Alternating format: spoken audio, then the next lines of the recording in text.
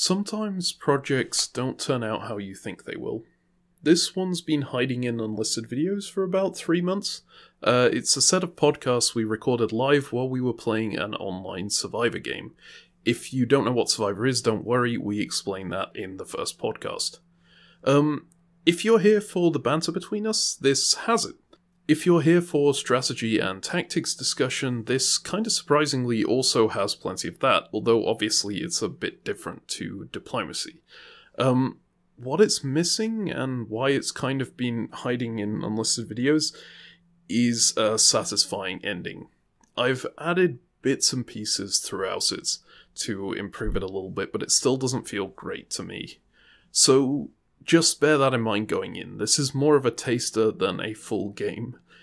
If you want to experience a full Survivor game, either go watch the actual show, I do quite enjoy it, or sign up for one yourself. If you're watching this video when it comes out, there's a game in signups until the 26th that I am helping run. Check the pinned comment for more details on that. In any case, I'll now hand over to myself and Ezio from several months ago for the intro. Hello and welcome to an unusual episode of DiploStrats. As you can see in the background, this is not a diplomacy board, this is a forum. In fact, it's the forum for Survivor Pantheon. I'm still here with Ezio. Hi Ezio. Hello, hello. Today we are going to be commentating not a diplomacy game, but a Survivor game. Now if you're in the US, you've probably heard of Survivor. It's a massive reality TV sensation, probably not as much of a sensation now as it was 20 years ago, but it's still around and hanging on. But if you're outside the US, you might not have heard of this at all. Survivor is a game where a bunch of people just get put on an island and divided into tribes, and then each round the tribes compete for immunity. The winning tribe, nothing happens to them, they just survive. The losing tribe goes off to tribal council, they have to vote someone out. So every single person casts a vote, the person with the most votes goes home. That's it. That's literally the whole thing. At some point, all the tribes get merged together and people start competing for individual immunity, but outside of that, stays pretty much the same throughout. Sounds really simple, right? It's actually very simple. Well, yeah, okay. Shut up. It sounds simple because it is simple. Look, yes, it's very simple. It's very hard to win. As I've found out, because I've played like 20 of these games online now, I've still not won one. And I think I've only played like 5. Yeah, Ezio has played fewer than me and also not won. Mainly because I keep like suiciding myself in a way that also kills him. So this time around, we have been selected by the moderators of this game to play in something called Hydra, which means both of us are playing together as the same person. We are playing as, let me see if I can find us, Fili and Kili, who are 2 hobbits from the Hobbit. They're not hobbits. Dwarves! 2 dwarves from the Hobbit movie! Look, you selected these characters. They weren't my choice. I cannot believe you. Look, I was looking at, like, the chibi things. They look like hobbits. This is not what they generally look like. I'm sure you can look them up if you want to. But, yeah. So, the basics of playing this game online: you have a messaging inbox here, you get to message all the other people on your tribe, you have a challenges forum, which is this one. You get to play challenges. I'm not allowed to discuss the challenge because this is Ezio's challenge, so we'll save that for another time. And you play the game. I'm going to hand over to Ezio to explain in detail our incredible strategy for winning this game. Go ahead, Ezio. Fantastic. So, in Survivor, the goal is to not be voted out. Alright, the good news is that only one person gets voted out from each tribe each round. So as long as you are not voted out, you're doing well. It's quite simple. A good way to not get voted out is to have nobody talk about you.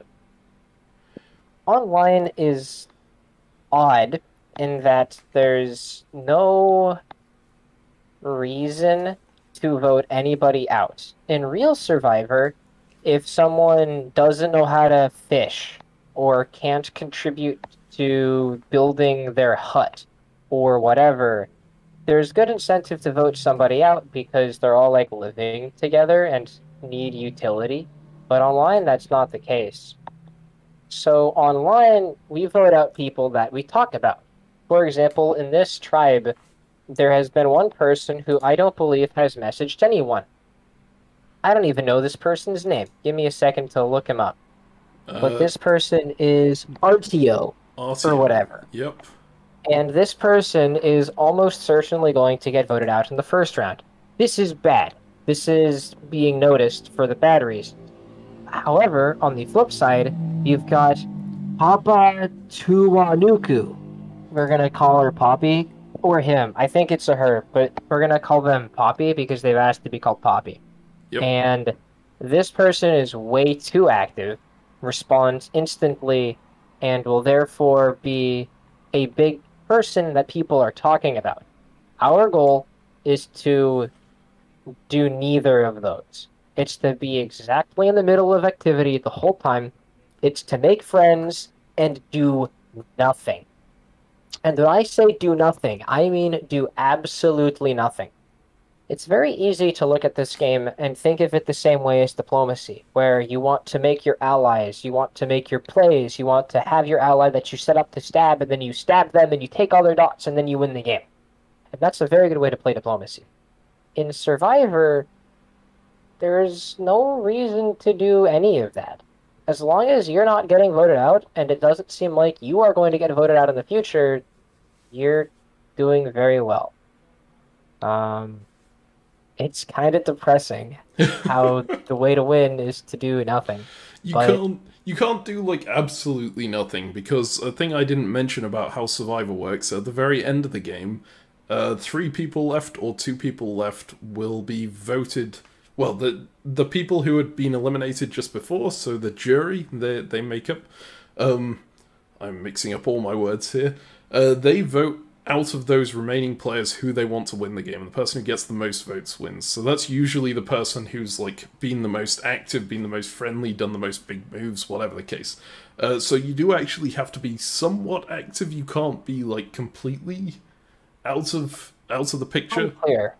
The jurors can vote for whomever they see fit.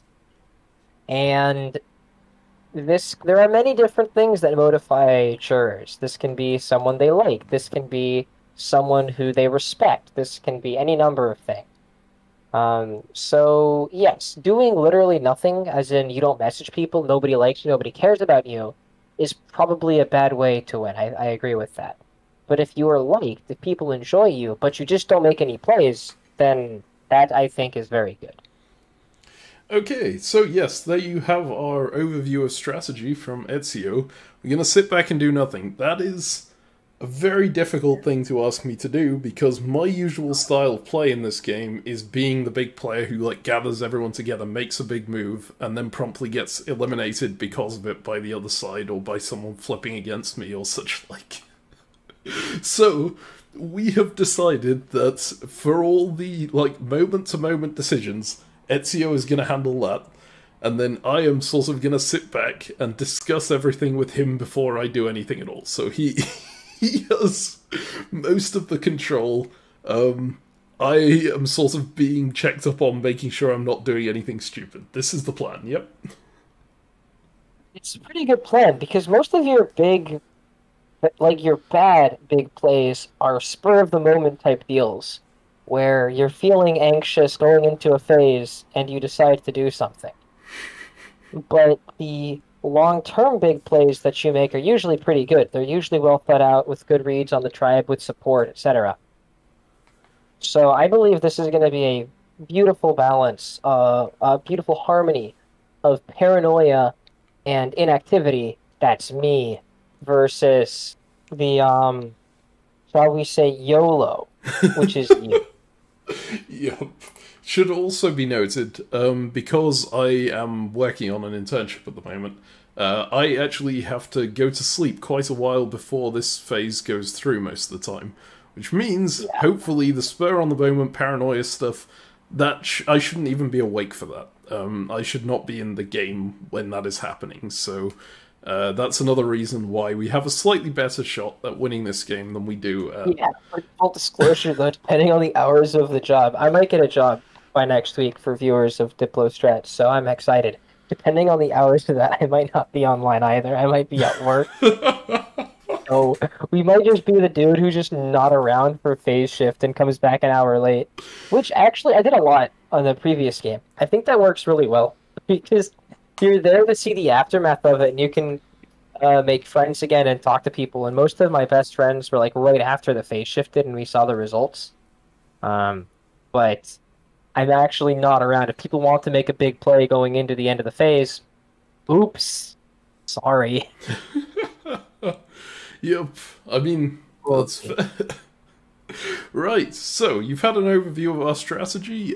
We've talked a little bit about who's standing out to us. Specifically, Papa Tua Nuku is like the big player on this tribe so far in terms of how much they're talking. The person who... We're 24 hours in. We're all talking out of our ass. Yeah, this is true. And the person who's talked the least is this person who hasn't messaged anyone, RTO, who is probably going to go home. Specifically hasn't messaged us. Yeah. We don't actually know that he hasn't messaged anyone, because unlike in-person Survivor where you can see who talks to whom, online you have no clue.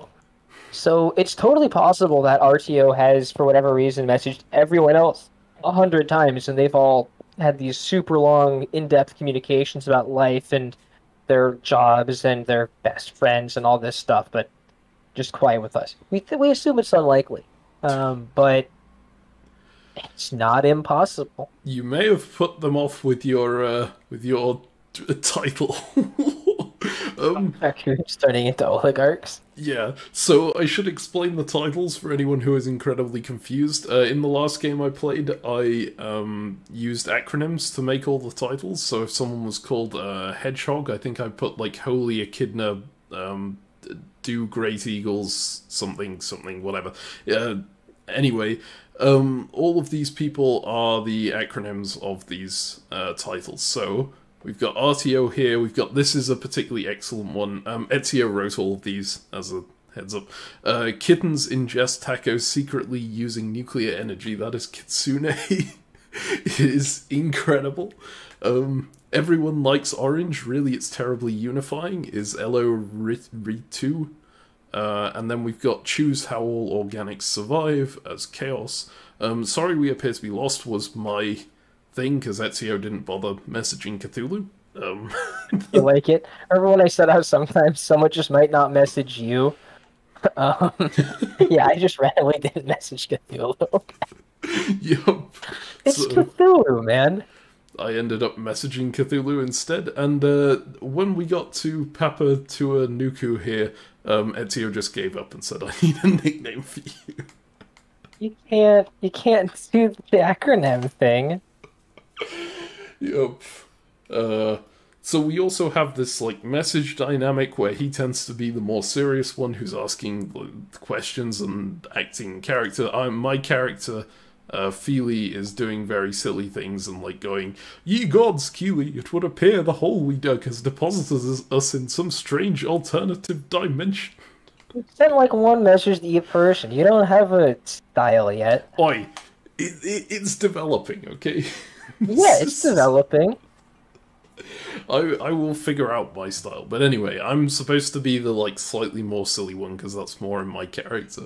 And then you're the straight man, I guess. This is how this is working. So yeah, we're 24 hours in. We'll develop it. Yes. I think we can call it here. So, well, no, I will talk... For the video... Oh, god damn it. I will talk very briefly about something that annoyed me intensely, but, well, I mean, it didn't exactly annoy me intensely. There's a couple of things that we haven't mentioned about Survivor. One of those is hidden immunity idols. Very, very powerful items. You can generally find in the actual Survivor game, they're like scattered around the island or whatever, and you can find them by looking in a million trees and finding the right place. What they do is if you play one for yourself at a tribal council, it will negate all the votes against you and make the person with the next most votes go home, and that's incredibly powerful. Like, it is the thing that can counter a majority. It can be used in all sorts of incredible ways. As you can imagine, something we want. So there are two ways to get one in this initial game. I'm not actually allowed to talk to Ezio about strategy around this one, but I think I can mention what it is. The first one is completely public. Idle Challenge, The Art of the Hunt. You have to go to this eyeballing game. I do not know if this is going to work on the video, but here. You get the best score on this game. It says adjust to make a parallelogram, whatever.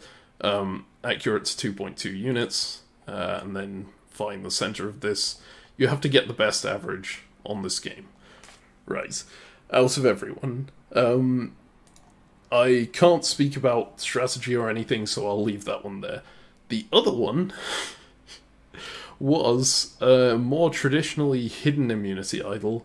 If you go to the letters from Mercury here, and then the mandates of heaven, which are the rules of the game, if you read through all the rules and get to the bottom here, you will find a link to a quiz about the rules. You then go through this quiz. This was not announced anywhere, this was just something you could stumble upon. You go through this quiz, and you get 100% right. It tells you to post a certain thing in your confessional. When you post that, you get this big announcement. Basically what it says is, you need to make a post to start your time, then you need to post 30 minutes after that, 27 minutes after that, 24 minutes after that, so on and so forth, until you're down to 0. And then you post a certain thing to end. So that took 2.5 hours, a little bit over. Wait, this was supposed to be done in our confessional? Yep, this was what I did. It's under... Do we have different confessionals? No, it's under idle task. If you go to Fili and Kili, I was just clicking the link that goes straight into the into our confessional, not... I see, whoops. Right. Yes, so, as you can see here, I did my work diligently. I posted for 2.5 hours on the exact minute, and then I got told, oh, the idol's already gone.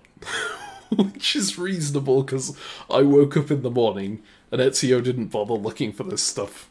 God damn it, Ezio. I literally never find an idol. I would have never thought to click through this Letters of Mercury, into the Mandates of Heaven, into a quizzer about the rules. Like, are you kidding me? No way. Well, this is how you fight. You keep an eye out on stuff. Anyway, so yes, I spent 2.5 hours doing this morning. Why does it say for reading like whatever? Anyways, it's fine. We almost got an idol, but we didn't. We suck. Oh, yeah. ProBoards is telling me to disable my my ad blocker. I'm sorry, I use ad blocker all the time. But yes, so yeah, this was something I wanted to mention. We know that someone out there has this hidden immunity idol. They will be able to use it at a tribal council. The best counter to that is exactly what Ezio has been saying we should do. Stay under the radar, don't make yourself a big target, because if you are a big target, even if you're in control, the person you're targeting can then just play an idol and then you're gone, because they just turn the vote around and they vote for you. Oh, the way that hidden immunity idols work are that you cannot be voted out in the round where it is done, and everyone who cast a vote for you has their vote ignored. Meaning, there can be 7 people voting you, and you vote somebody else, but all of the votes on you are gone. It's very powerful. So that person then goes home with 1 vote. And so the absolute important thing to keep in mind, don't ever make yourself the secondary target. Just stay out of the spotlight. This is what I'm generally terrible at doing. And exactly why I'm leaving it to Ezio, because he is fantastic at this, at least in the last game we played. So, even in some of my worst games, I've been very good at making myself not a target. It's just What's my mistake has been making myself. I've been able to do a good job of making myself not a target, but a bad job of making myself someone they weren't talking about. Because you can talk about me, and that's still a problem. Because if they're saying, "Oh, Ezio's in control," or "Oh, Ezio has pissed off these people," then suddenly they're talking about me, even if they're saying, "Yeah, Ezio's got too many friends, we can't get rid of him right now." It's still known that my name is coming up and people are thinking about me. You don't want anyone thinking about you in Survivor. If they're thinking about you, it's a bad thing. Because if you're super tight allied with somebody, they're not thinking about you. They just know that you're their ally. If you're someone's enemy, they're thinking about you. But if you're just sort of nebulous where they think you're probably going to work with them, perfect. Yep. I mean, makes complete sense to me. Not something I ever managed to do, but hopefully something we managed to pull off in this game. I believe in us. Yeah, I guess we'll call it before we there. get voted out round 2. If we get voted out round 2, this video will never see the light of day. It's fine. I'm going to make it even better. Oh yeah, we're not going to get voted out on the first try. They wouldn't kill us. Although the fact that they know we're a Hydra is probably a pretty significant disadvantage. Yes, this is true. I've seen a lot of Hydras get targeted for being Hydras in the past. Yep, it's harder. They know we're going to be more active than an average player because there's 2 of us. It's going to be harder to get to know us personally. Whereas in a different game, I feel like I can personally relate to somebody. It's much harder to personally relate to 2 people. Yep. So there's always the danger that if I piss off, if they piss off Kili but not Fili, then Kili could overwrite Fili and put in a vote very near the end of the phase to just screw him. Yep. Like, I hope people don't think like that. I hope they don't, but we're a Hydra and they know that's a potential. It's a danger. So, yep. Well, anyways, I hope we make it through. We have to be we have to play a really good game to make it to merge, and then once we're at merge, we reevaluate. Sounds good to me. So yes, that's the plan. We'll keep you guys updated as we go along. If you're watching the confessional as the game is going, I apologize for all the pre-recording rambling. If you're watching after, I apologize for all the in-recording rambling. Yeah. And we'll see. The next videos are going to be much faster than this one. This was a lot of pre-setup, describing the rules and stuff. The later videos are going to be us saying, here's who got voted out, here's who we think are allied with each other, and here's how we're feeling about our position. And they're going to be relatively formulaic. Yep. We'll discuss fun things about the challenge and interesting things like that we think are fun, but we won't need to ramble nearly as much. Yep. It's really hard without a board here. I think I'll need to draw up a diagram at some point that I can show instead of Yep. Yep. We can say. He loves to draw diagrams. He loves diagrams so much. I make the best diagrams. You will see as this game goes along. Anyway. Oh, I know that Captain Meme is in the game because there's diagrams going around. Hey, it makes you the fan favorite. So, anyway, we will call it there, and we will see you next time. Hey there, Present Meme again, here to fill you in on what happened next, and hopefully give a more clear view of what exactly the tribe is like. So, here, if I've edited correctly, are our 7 players. Myself and Ezio are part of the same player slot and only count as 1. Now, this is just our tribe, but you don't need to know the people on the other tribes just yet. RTO never ended up messaging anyone. In fact, they dropped out of the game completely the next day, and the mods brought in a replacement, a new player called Bilius, who you might recognize from The Hogfather if you've watched or read Terry Pratchett.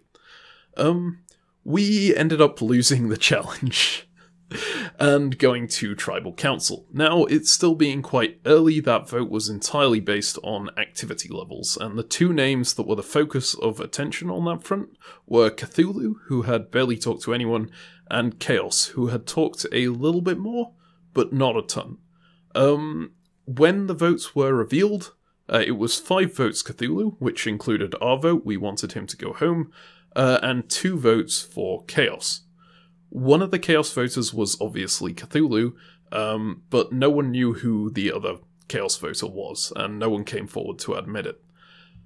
Now, the next round comes around and I'm on the challenge this time. It was a logic puzzle.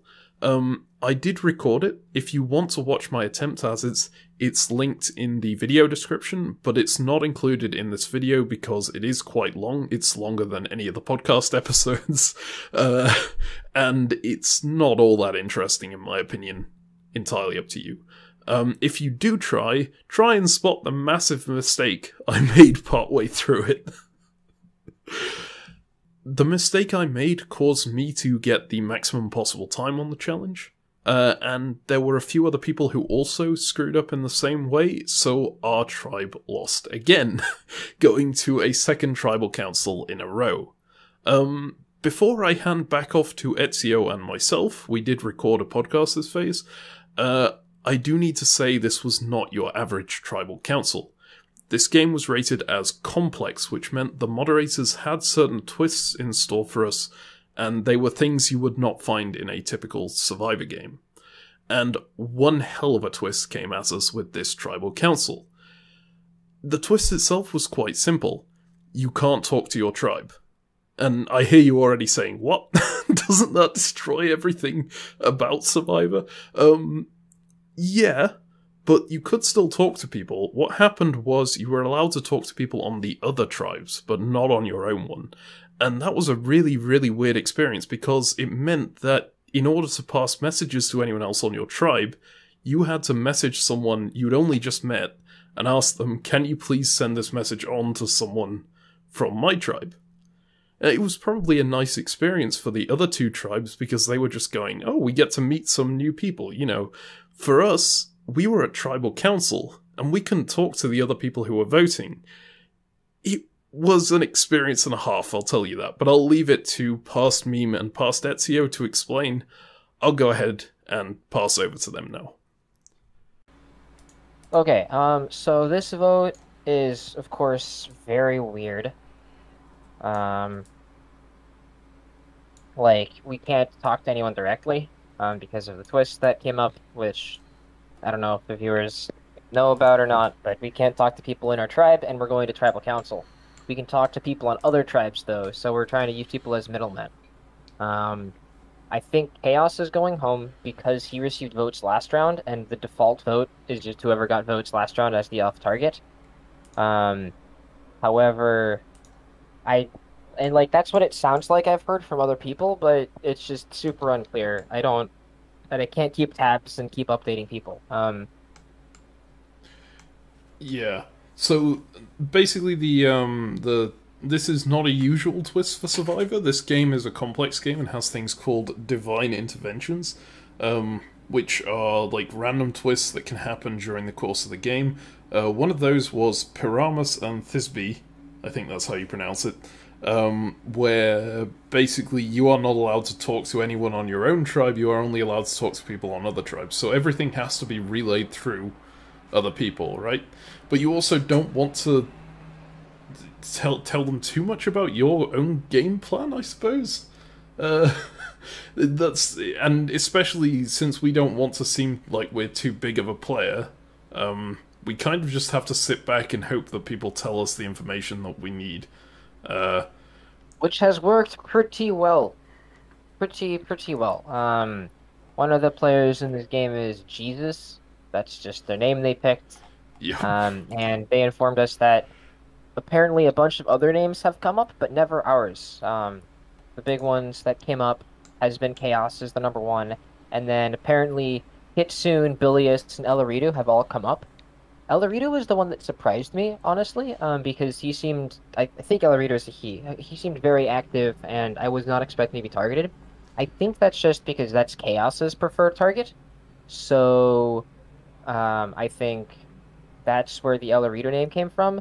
Kitsune and Bilius were just both less active, but I have no idea who's targeting them, because, again, everything is done via third parties. Like, normally in Survivor, right, if if I hear from Meme that he thinks that Kitsune is a target, hypothetically, then I'm just assuming that Meme is voting Kitsune, or if Meme didn't give me a specific name, I'm going to assume it's coming from Meme himself. But Yep. here, in this vote, I know that's not true.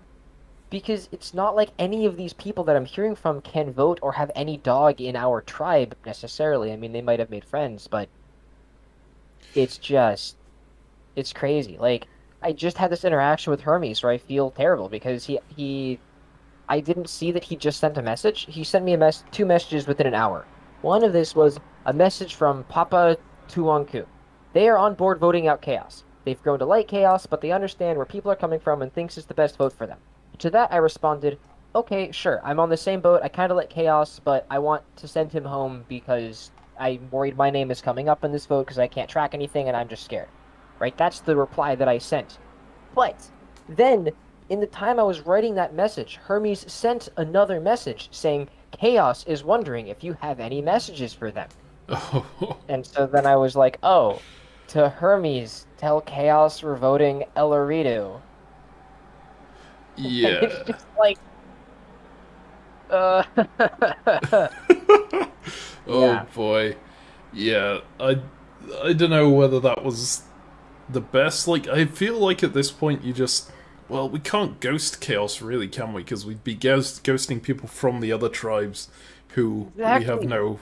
I would just ignore Chaos at this stage in the game. I would just not talk to them because I don't want to deal with it. And like, I'd even just tell them we're voting Elaridu, but like, I would interact so differently if I was talking to Chaos directly. But no, I'm talking to Hermes and to Jesus and to Cerberus and Athena and whoever, and like, yeah, we're telling Chaos we're voting out Elaridu, and we're voting. Yeah, I think I'll add But like, just prior to this section, I'll add like a little graphic that shows who's in each tribe, because I think this is a little confusing for people.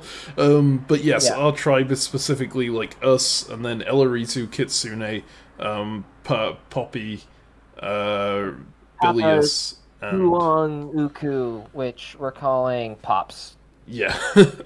Um, And then Bilious then and we've got Chaos, yeah. yes. Which apparently Bilious is like not talking to anyone very much, which surprises me because our interactions with him, at least my one, was pretty significant. Yeah, when Off the he bat. joined, he had a big burst of activity, but I think he uh has petered off lately. Yeah. Um, which I mean, look, there's Survivor. That's how it goes. But yeah, Ye- so the good news is it sounds like nobody is discussing is seriously to vote us out, which is good. I believe that's accurate because like we were more active and we were kind of friendly. We had some good interactions. Um, and hopefully Elaridu and Papa Tuanka, Poppy, whatever, likes us as well. So hopefully we're okay. Um, but this interaction that I had with Hermes just the yeah. worst. Just the worst. Because, right, if I'd seen these two messages, right, Hermes said, oh, do you have a message for Pops and for Chaos? I would have just ghosted Hermes. I would Mm, have just been like, oops, sorry, wasn't around, didn't see you the next time we see him, but we voted out Chaos, as you could tell. But no, I thought he just had a message from Pops. And I'm like, oh, great, this is perfect. should But be no. noted, Also, this like... tells me that Hermes is playing he's playing the relayer for a whole bunch of people, I right? mean, it does make sense as for who he is. Hermes is the messenger Yes. god, right? I think Yeah, everyone Hermes just is like, automatically went to him because of that. I mean, he literally messaged me being like, hey, do you have any message you want me to send? And I was like, I mean, whatever. I'm not Yeah. gonna not work with you. Um, Um, but I think it's fair to say he's not like one of the people we trust the most out of these new people we've met. Because one of the advantages of this twist is we get to talk to everyone. Also, one of the disadvantages of this twist, we get to talk to everyone because now we have to talk to like a million people at we're gonna once. say mostly disadvantage. We've sent exactly one message to Hades and Kronos. Yeah, And like we haven't responded in over 24 hours to them. So I should do not that ideal. actually. Yeah, Um, but like I don't want to talk to Hades, man. Shall I? So I'll point out some of the more fun messages here, specifically. Well, I mean, you can see more of Ezio's incredible titles here. The whole jail all elemental leopards. That's jail, Jael. Are real turkeys entering my inner sanctum is Artemis, which is incredible. We have, of course, this title is to annoy Kili, which was the one I sent to that just completely throws off the pattern of naming everything after the person. And my favourite one from me that I sent out is message specifically for you from which was sent to Athena. I picked someone at random, just sent the letter V, and then wait, sorry, my control key broke. And then, hello, I'm Fili, you clearly chose the best character, it's awesome in every way. So this is like the big difference between diplomacy and survivor, although honestly you could probably get away with doing something like this as an icebreaker in diplomacy too. But in diplomacy a lot of the initial conversations are about, you know, how can we work together, what's your preferred alliance structure, blah blah blah blah blah blah blah. In survivor you don't have that, you have to be social. So just throwing in random hilarious nonsense does actually work quite well, I found. Hopefully it worked well in this scenario. Athena didn't seem the most impressed. But no, Athena, I think, missed it. I think Athena took it seriously and thought we actually just screwed up the copy-paste. So I think Athena we have to kill. Oh, that's very sad. It's very sad. But that's my read on it. Now, to be fair, I have never done gambits or gimmicks like these before, where we, like, completely screw up the messages and with the intent of hoping they find it a joke. You do this more, so you have more experience. Maybe you can look at Athena's messages and you can be like, oh yeah, Athena actually got it. Or if Athena just thinks we're the least, the worst people ever. Yeah, Athena didn't really get it, I think. Yeah. This was not... Like, there were no winky faces in the response, right? That's what's ticking me off. I thought I'd lay it on quite heavy with the whole like form type response underneath. Posted in the forum, you seemed amazing in the forum, didn't post in the forum. It's been sad to not see you post in the forum. But, oh no, I think your message was great. And it's particularly tilting because Elaridu tried to communicate to us via Athena. Yep. But we were feeling super awkward about Athena and didn't really want to talk to Athena. But then I was like, well, I need to do something. So I talked to Athena. And we just bit the bullet. It should be noted, Elaritu actually had a pretty intelligent way of communicating with us that told us that it was actually Elaritu and not someone sending a fake message. Of course, probably people wouldn't send fake messages at this point. It puts too much of a target on their back, and, you know, they don't have that investment that they need to do it. But we had been playing... We had been talking to Elaritu previously, and I started using Comic Sans, which is something I think I did after the last message, just to separate myself from Ezio's messages. And this is... and they sent back Impact Font, just out of the blue, to say, hey, you know, I can do this too. So when they sent a message back through Athena, they put it in Impact Font to make us know, hey, this is actually me talking to you right now. They probably didn't need to do this, and we sent a thing back saying, you know, that this is the character Sans from Undertale, who always speaks in Comic Sans. We've referred to this with Elaritu before, so it confirms that it's us sending the message back. We haven't actually done anything with this, but it was an intelligent thought from Elaritu here. Yep, and then, I mean, you tried, but then Athena didn't respond for like 12 hours. Yep. So we kind of missed the train on this one. Yep. Right. Yeah. And of course, Athena brought no information back from Elaridu. So... Nothing. Yeah. In fact, like, the first message I think we got about anyone was actually this morning, so more than 12 hours into the Tribal Council. If you've seen the video I recorded on the challenge, you will have seen that I was an idiot and forgot that I is a vowel, and therefore screwed that up and got a maximum time, which I think was the key, the thing that clinched our tribe going to tribal council. So yeah, that's not great. But anyway, Didn't we have like 3 people in our tribe who got max time? there were a few. Hang on, let me check. We also had the fastest player in the game with Bilius. Here, Hitorigami Tribe. Elarisu solved it in 1 hour, but had 3 hours, which brought them to max. Papa Nuku was almost at max, and yeah, we were at max. And Bilius solved it in 18 minutes, which is insane. I have no idea how anyone could possibly do that. It was like 10 minutes faster than the next fastest person in the game. No, it was like 15 minutes faster than the next fastest person in the Anyways, game. he got killed the challenge, so I'm a very impressive performance. We're gonna kill Billy at some point for his challenge prowess, or just he's gonna die because he's inactive, and it's a Yeah. good way to get voted out. So the thing we've really found in this this twist where we get to talk to the other tribes is how lucky we are to start off on this one, I think, because like this tribe is full of inactive players, and every other tribe, everyone is talking pretty much constantly. Significantly more active than our tribe. We were dropped onto the least active one, which, to be fair, I'm not sure is actually a benefit. It means that the allies we try to make here, even though we can pick the most active ones, and let's assume that Pops and Elaridu both stay active and are there, that's still only 2 people that I'm comfortable working with. And leaving the first tribe with only 2 potential friends is terrifying. Because let's say we swap into 4 tribes, which is totally reasonable, plausible, because these twists are crazy. Like, there's a good chance we have no friends going into a new tribe, and we might just die. I think that's where you just turn up the charm and jump ship to the other side, right? To the other people. Oh, absolutely. Look, we're gonna do whatever, but like we've also had this day where we're not the most charming people, and so our first impressions for everyone is gonna be terrible. I think we had Like, pretty decent first impressions, just generally.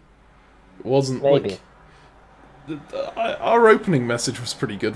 For the non-Athena people, we basically copy pasted the same opening message to everyone, which was The one that we sent to Cthulhu. And then yes, Cthulhu got voted out, so there's no one else to say who started the chain. yep, this one right here. They might figure out that we sent the same message to everyone. It does amuse me a bit that, like, we sent the same message to everyone except the person I sent the letter V to. But yes.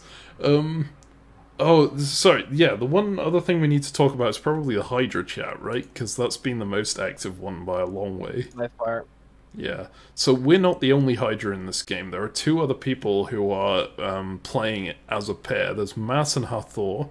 And there's Phobos and Deimos, and we all started on different tribes. We were not able to talk to each other, but of course this twist lets us all talk to each other because we're all on different tribes. And this has been incredibly active. It seems like these people will probably be our best friends going forward, although that's a little bit of a danger, right? They're definitely gonna be the people I had the most fun talking to, and there's a good reason for us all to work together.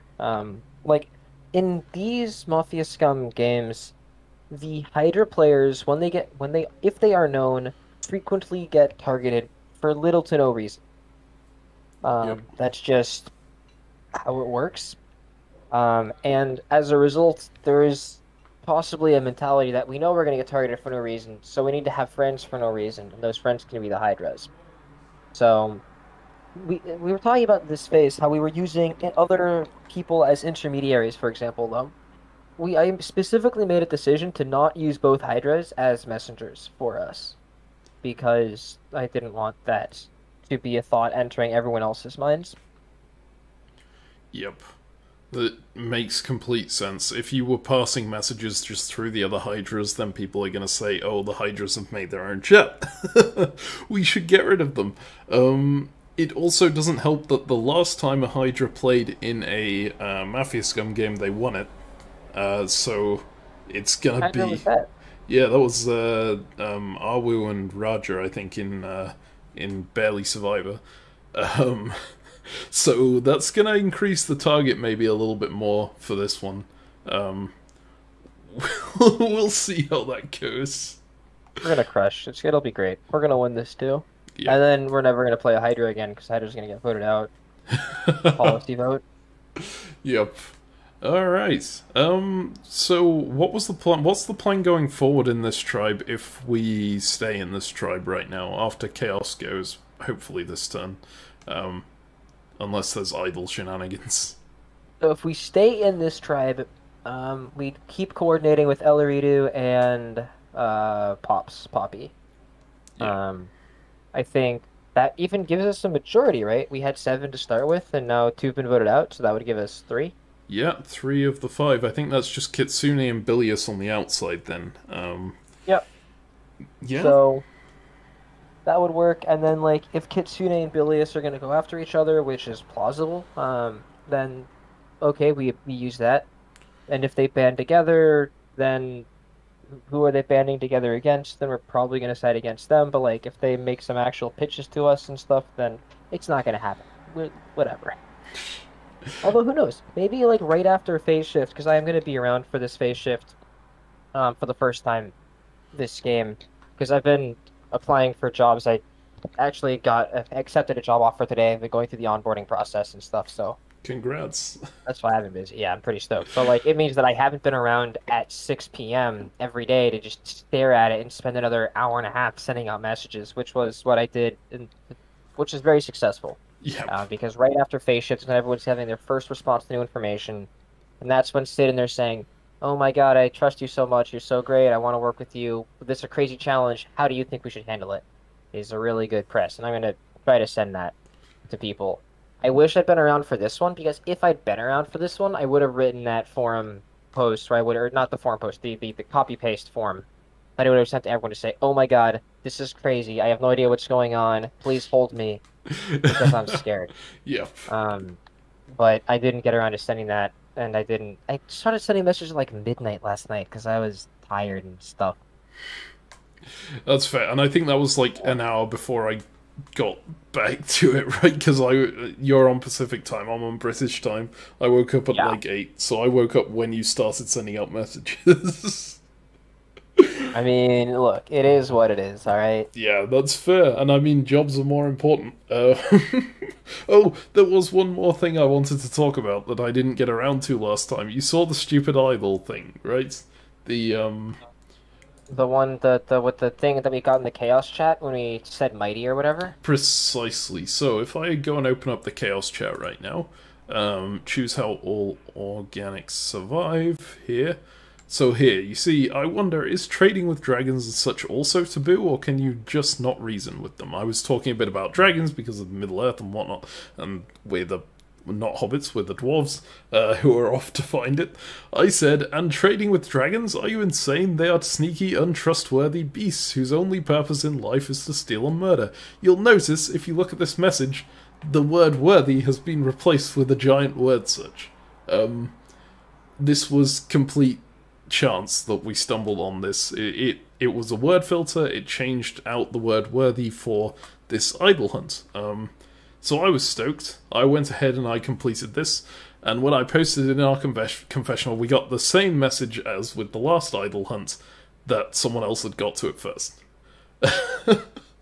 It's just kind of crushing to get so close to all of them and never get one. But at least we know someone's got this idol as well now. That's like a small relief. And the fact that Chaos is going home, well, we actually did tell other people that we found this, just in case Chaos told them first. Didn't want that, that to reflect badly on us. But the fact that Chaos is going home means that probably the most hostile person who knows about this is out of the picture, which is good. Let's not talk like we know that Chaos is going home when we have no clue, because, again, every information we have is secondhand. And, like, it's totally plausible that Chaos has managed to direct people to vote out Elaridu, and somehow they wanted to vote out Elaridu, but I just... Hopefully, we're in good shape and all of our assumptions about Chaos are correct. Yeah. Hopefully. I mean, I think from what I've heard, Chaos actually got very active this phase in chatting with the other tribes, which is actually I think makes it more important that we should boot them, because they're, you know, they've got more friends on the other side than any of us, and they're not that well connected to us personally. Yeah, I mean, like, they have the third most messages to us, right? It's just so funny. Like, Yeah. they're way. If the choices were like Chaos versus Kitsune or Bilious, right? We should definitely have kept Chaos from like personal connections to us. But yeah, we had another Cerberus reach out to us and be like, "Hey, Chaos wants to know how you're doing," and then he reached out to Hermes, and apparently Hermes is saying, "Hey, how are you doing?" Um, but it's just Yeah, Chaos kind of got just screwed over by this twist, because if they had been this active, as we're hearing from them right now, there's no way they would have gone. there's no way they would have gone home normally. But the fact that they were the countervote on the previous vote means that they're the default here, unless they can change something up. And as far as we're aware, they have not been able to do that. Yeah, and like making a play in this setup is so terrifying because who do you trust to tell everyone, and how do you know that the person you're talking to doesn't like your target more than you?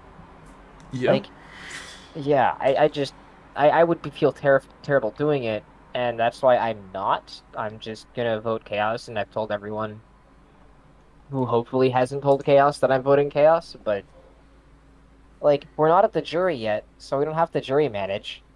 So, yeah. So let's just boot them. That's a fair assessment. Alright, I think that pretty much covers everything here, right? Is there anyone else you wanted to highlight as being like a likely ally that we've started talking to this turn, aside from the Hydras? Hydra's, Jail and Jesus.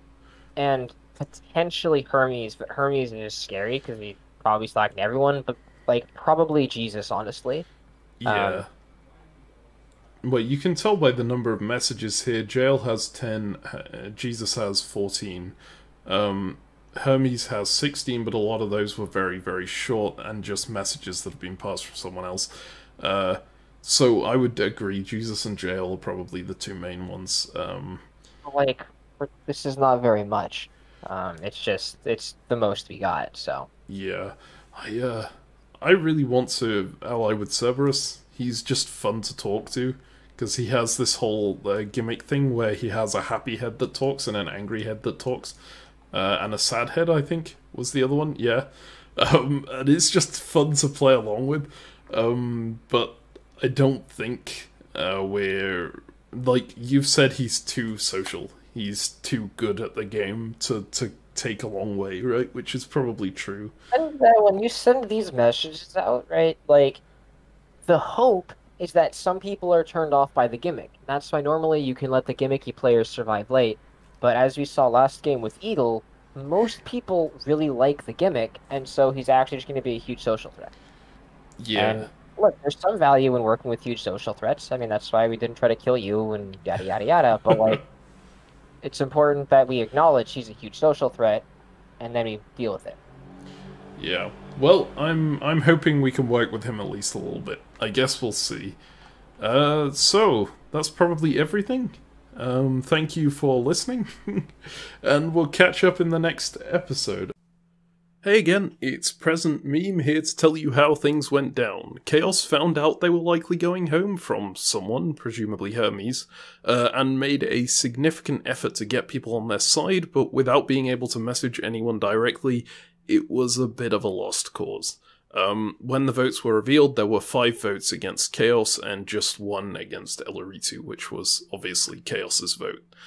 The twist then ends, and we're once again allowed to talk to our own tribe mates. It's Ezio's challenge now, and guess what?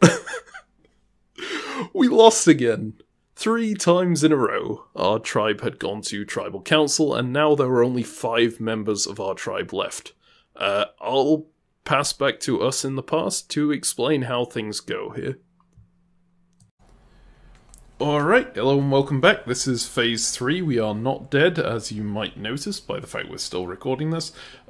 Chaos did in fact go home last round, so They actually, this is the wrong forum, but they actually made a call-out post just before they did, called Chaos, where they said they found out they were a goner. Since none of you wanted to rock the boat, I will do it for you. Elo, I feel like your happy-go-lucky attitude is a facade. I suspect Kitsune and Bilius are in an alliance. Papa 2 and Elo 2.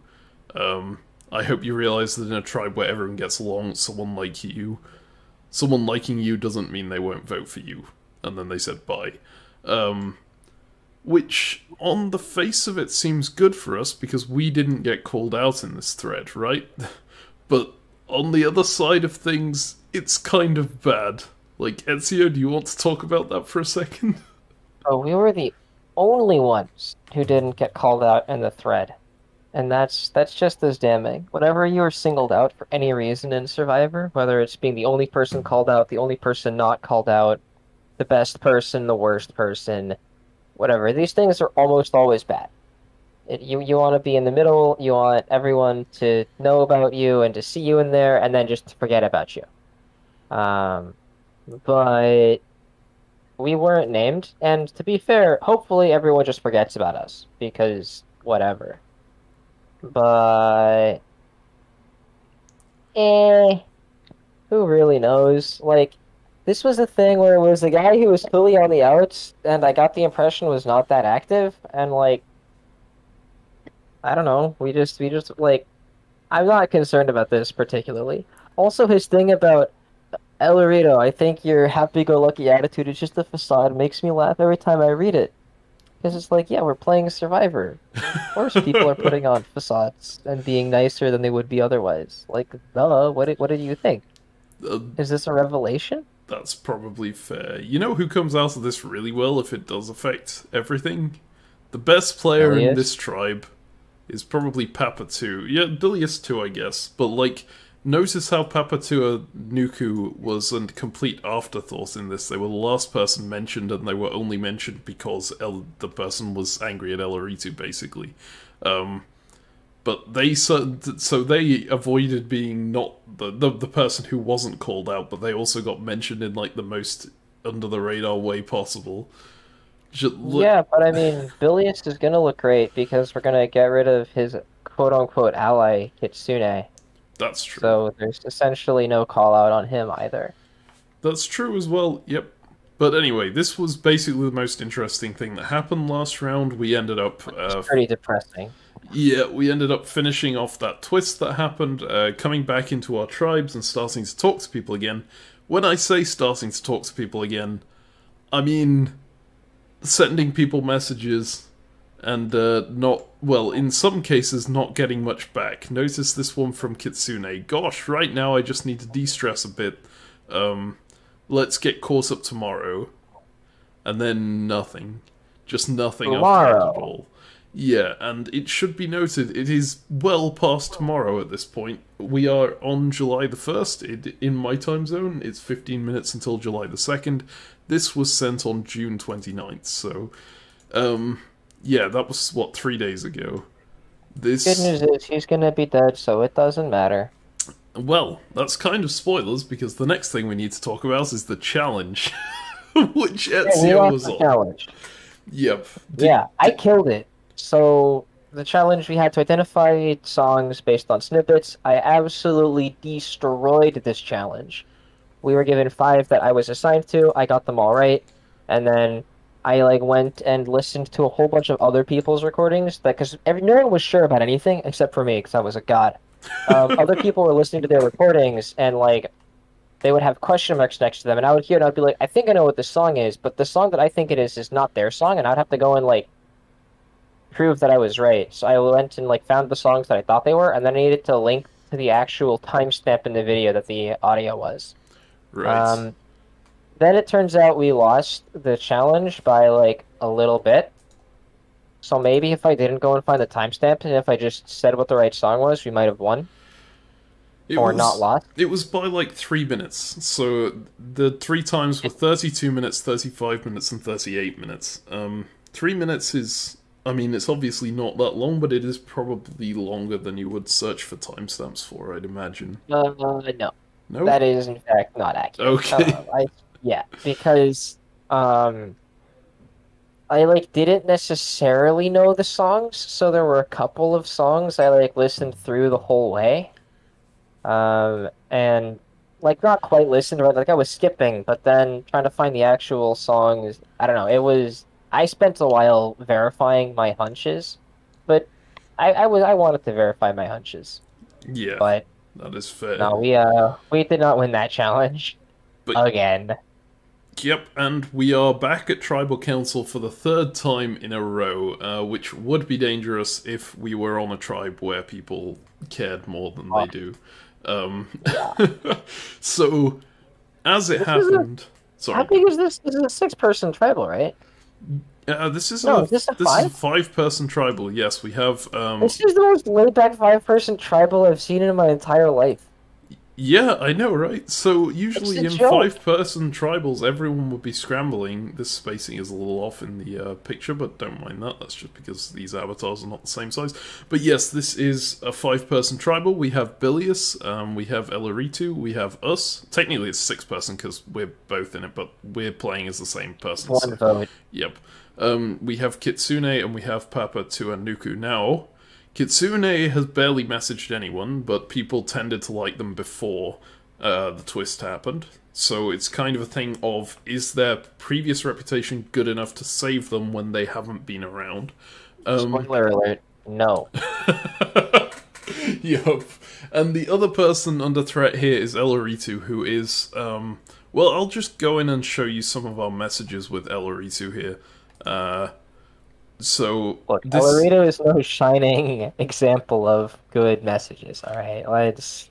Yeah, so they were, like, I think right off the bat we thought they were one of the more talkative people on the tribe, because they did send more messages, but there's a real problem in their messages, and I think I'll demonstrate it a little bit here. So this was the first thing we received after the tribal council last time, when we got to start talking to people again. Hi again, hi. Yeah, I kept kind of quiet during tribal. I think Ezio sent a message before this, actually. Yeah, I think I reached out to everyone because I was terrified of how inactive things had been, and I tried to get the ball rolling, so I reached out, even at the cost of double pinging some people to just be like, hey, we're back! Loved you all! You're all great! Let's be friends again! Yep. And then, Yep. yeah, you can read his response, shall we? Yeah, so, well, if we go back to their message very quickly, because I just showed up your message on the screen, it wasn't very long, so people hopefully had a chance to read it. Sorry if I was quiet, that was the only reason. Well, that and the heatwave was busy slow cooking my ThinkPan. How did you enjoy the round? So this is an okay message. It's very short, obviously. The problem... How did you enjoy the round, right? Yeah. That's like a thing we can talk about. Yes. At least a little bit. So, an important thing in this, like, in Survivor more so than in Diplomacy, but in Diplomacy too, your messages need to have a hook in them somewhere that someone can latch onto. And in Diplomacy, that's really easy, because you're talking about the board, right? You're looking at the units, you're saying, hey, I like this kind of alliance, how do you like to work that alliance, blah, blah, blah, blah, blah, blah. What should we do with these units? There's immediately, obviously, a ton of stuff you can talk about to do with the game. And that comes very, very naturally. What are you thinking about for this turn? Yeah. I want to take Belgium. What do you want to do with Belgium? Even stuff like that, yeah. It's really easy to get those kind of conversations going. Some people don't quite manage it still. You get into games where people send one-liners, and those one-liners just shut the conversation down. And then those people die, because people don't know how to work with someone who doesn't talk. In Survivor, the game is much less complicated, so there's much less to talk about to do with it. You can go, hey, you know, who are you going to vote for? But you don't really want to ask someone who they're going to vote for before you're at Tribal, because that puts a target on your back. So you're trying to socialize for the most part. You're just trying to be nice to people and talk in a way that sort of establishes a rapport. You want to talk about stuff outside the game, blah, blah, blah, blah. And so, just basic things of how to socialize in these kind of messages are quite important. And this is good. How did you enjoy the round?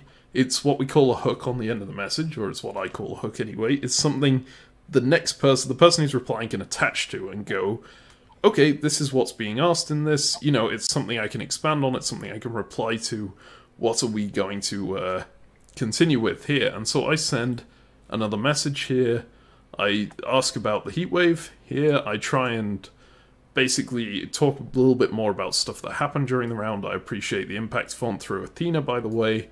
That was something that happened last round. Talked a bit more about what happened there. I even made a little joke about how we're 140 buddies on the challenge because we both failed completely. And yeah, this I sort of make another joke at the end, so the good thing too, us dwarves don't do well in the heat, what with all the armor, so I was kind of expanding on, like, the heat wave. You opened so many doors for him to respond. He can talk about the challenge and how he did on the challenge and how he felt about it. He can talk about the heat wave and what he was doing during the heat wave. He can talk about just like any of the things that we said in our message are relatively easy to respond to, that are natural and potentially a fun conversation. If he wants to talk about them, he can. But then... Exactly, we get this next message. Oh good, I'm glad Athena actually did that very dumb thing I told her to do. Wasn't sure if you would remember that or not. And initially this looks like a good... Well, it doesn't really look like a good response. It looks like an okay response because it's responding to something in the conversation that I mentioned. I really appreciate the impact font through Athena, by the way. But where's the reply? What can I do with this now? There's nothing I can do with this message. That's the end of the conversation. Like, there's no hook there. There's nothing for me to continue from. And we survived the heatwave. It's broken. It's much cooler now. If we can just avoid Tribal Council, then everything will be coming up Elaritu. Again, it's continuing off of the stuff that I talked about, but it's shutting it down. There's not much you can do to respond to this because, like, where's the hook? What do you respond to this message with? What do you talk about? The only thing that's really a hook here is if we can just avoid Tribal Council, then everything will be coming up Elaritu, and that just leaves you talking about the Tribal Council or the lack of Tribal Council and saying, you know, oh, I hope that Tribal Council doesn't happen next round. And that's kind of just getting stuck in a loop then, because that's what we've been mentioning for the past, like, 4 messages anyway. Maybe if we were better at talking, we could have found something fun to go off of here. Right, we could talk about things coming up, Fili and Kili, we could maybe talked about what constitutes coming up Elaritu or whatever, but, like, look, I'm not that interested in this guy. I don't care that much, so I didn't care, right? If I'm texting a girl on Tinder, alright, and that's the Tinder message, I have to come up with something, so I'm gonna say something, because it's critical. Whereas here, there's just no value. There's, like, Elaritu, we know that he's not the best. We know that we're going to Tribal Council. We don't actually know. We might have survived Tribal Council, but I knew, like, there's no way we're dodging Tribal Council. Let's be real here. So I'm like, I just don't care anything about this. Yeah. So it's fine. I just didn't respond until Tribal Council started. Then I was like, well, we'll try. Yeah. How's it going? In fact, I don't think this is actually... So this was before Tribal Council started. You did send another message. You actually did try to extend on this. This was Etia replying here, saying, just trying to latch onto any hook here that they gave us. Oh good, I'm glad Athena did that very dumb thing I told her to do. Even though this shuts down the conversation completely, Ezio still takes it and goes, that was an awesome message, it showed us that you'd really talked to Athena. So, you know, just squeezing anything that's left out of that conversation, anything at all. Jeez, I forgot I sent that. I really must have been bored yesterday. Yep, you were one of the only people who actually reached out to us via someone else, so I really appreciate that. Sadly, I don't think Athena was the best messenger, because it sounded like she didn't send back our reply for practically the entire TC, but I appreciate you trying to keep us in the loop. Thankfully, there was nothing too crazy. Hopefully we can keep on communicating whatever future TCs come up. So, oh yeah, that's a great message. Man, I nailed it. Yeah, it's a pretty good message considering this previous one. There isn't a whole lot for them to latch onto and reply. Like, the big one is to keep communicating on future TCs. Yeah, that's the big one. The problem is, where do you lead on from that? Like, what do you say back to that? I've liked talking to you also. I've had a great time talking about tribal councils, and I really hope that we're going to be best friends in the future. How would you like to ally? Hey, look, I came up with a great response to that. Yep. I think this was a great response to this. It still is a little bit dry in not being able to like give anything to respond, but honestly that was kind of shut down in this previous message. There's so little that you can do with this. This last line on your message, that hopefully we can keep communicating on whatever future TCs come up, it sounds like the message that you send Turkey as England saying, I hope we can, like, work together in the future. Yeah, yeah, it really does. Hey, I got nothing to talk to you, but you know what? If you attack Russia, let me know. Yep, exactly. It's the message you send when you're fed up of sending someone messages, and you just want to stop with them, but you don't want to sound like you're... like, I haven't shut down the door, right? And if Turkey attacks Russia, then Turkey may message me. Exactly. But yes, so there is a response from Elaritu. Yeah, I didn't really hear a whole lot during Tribal, sorry. I kind of got the feeling that Blue Tribe is a lot less active than Jotun for what it's worth. So, like, a little bit of conversation starter here. You did inject a bit that they could respond to. They did talk a bit about it. That's props to them as well. And that's a really good point about the verification. That's not even why I did it. This was responding... this was responding to the we knew the message was coming to you bits.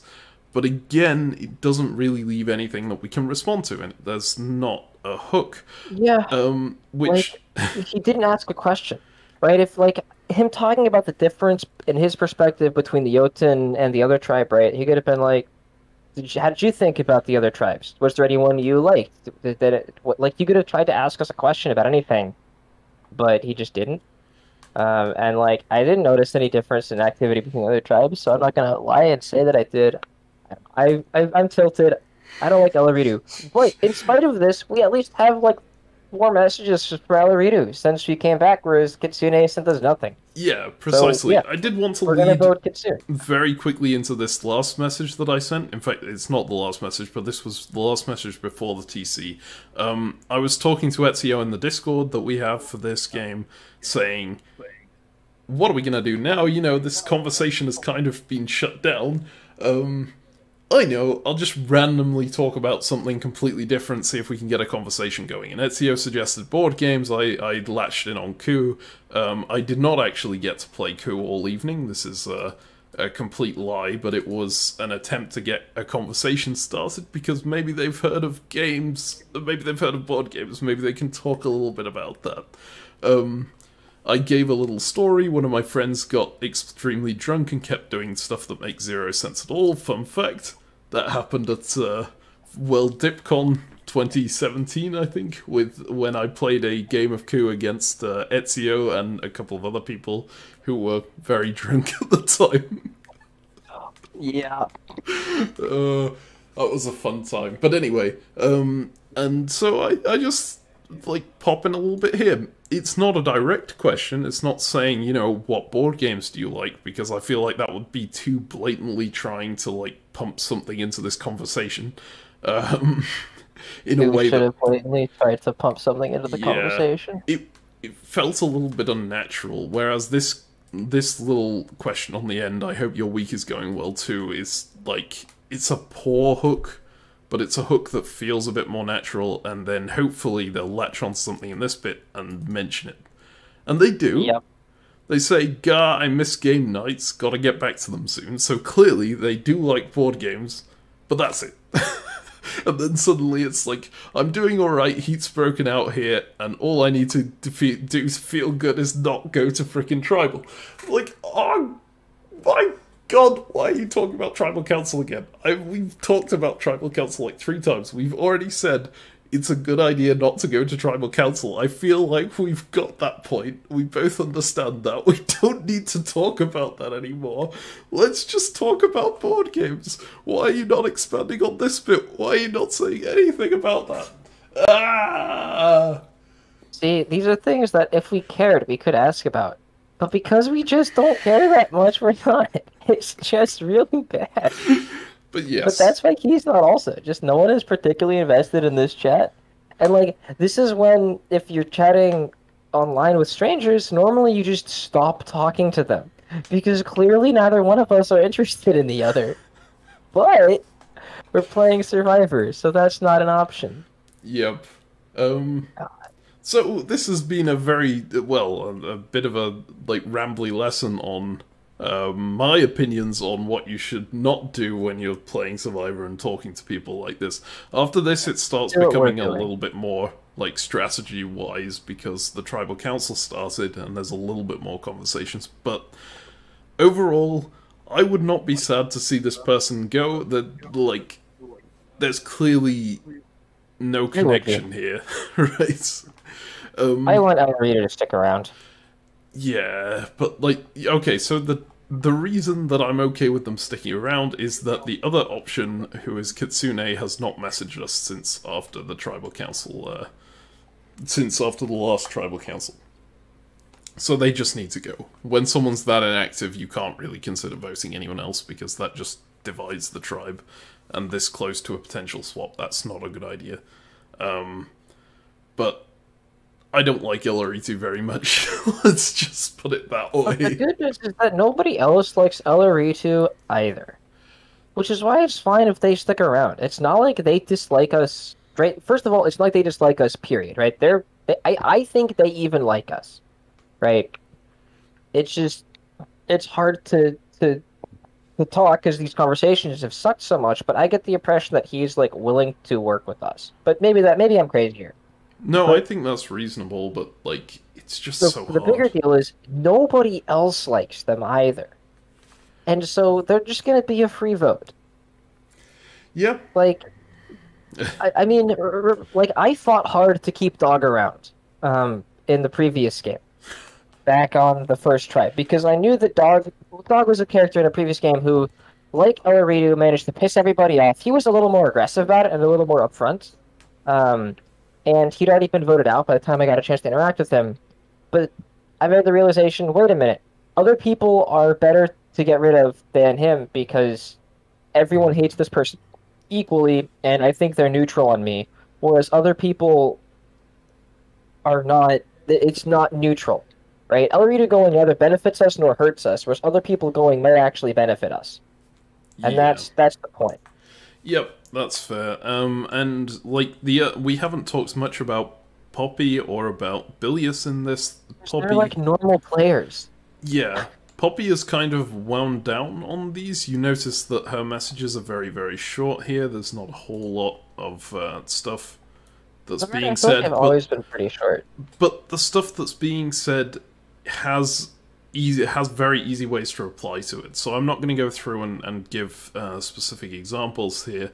But Poppy is a good player, and Poppy has solid messages, basically, even though they're this short. Bilious has very, very long messages that are pretty much exclusively about the game. Yeah. Completely useless. Oh my god. I love it. So I don't know how much of this I want to go through.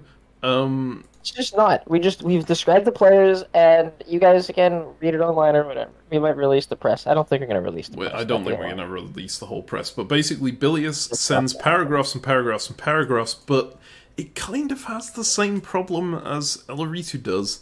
There's a bit to talk about in here, but it's all about the game, and there's only so much you can talk about game-wise, right? So it doesn't really count as an amazing hook. But also, it's not like there's anything interesting happening in the game, right? You can have messages this long, focusing entirely on the game post-merge. You can talk for a really long time about potential alliances and interesting things that you see that other people are doing and plays that you're worried about making and these deep game concepts. And you can spend a lot of time talking about it. But at this stage of the game, there isn't anything to talk about the game. It's just, hey, have we gone to tribal yet? No? Okay, great. Or yes, and we voted out the people who didn't say anything. Like, there's nothing interesting to say in these messages. And that's the fundamental problem. Because you can talk as much about anything as you want as long as the other person is interested, as long as there's good things in the messages. Yep. And, like, I'm not going to go through the messages here, but basically every single message that you're seeing pre-Tribal Council even though it looks quite long. Well, actually, there's not that many messages pre-tribal council, but they're all pretty long. They are saying the exact same thing. They're repeating the exact same thing over and over again because there isn't much to talk about, and that's kind of the only way that you can do this.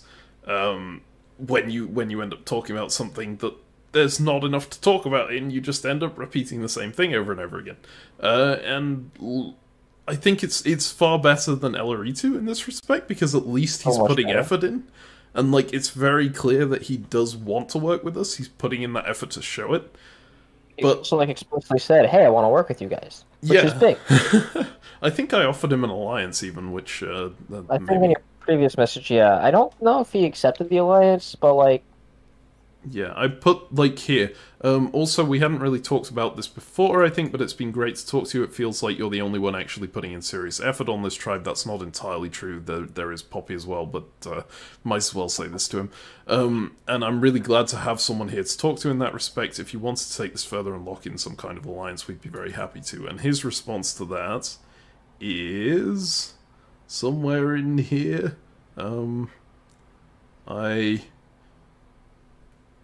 See, this is the problem with the long messages. It's like, where is it? I know he mentioned the alliance somewhere, but I don't see where it is in this message.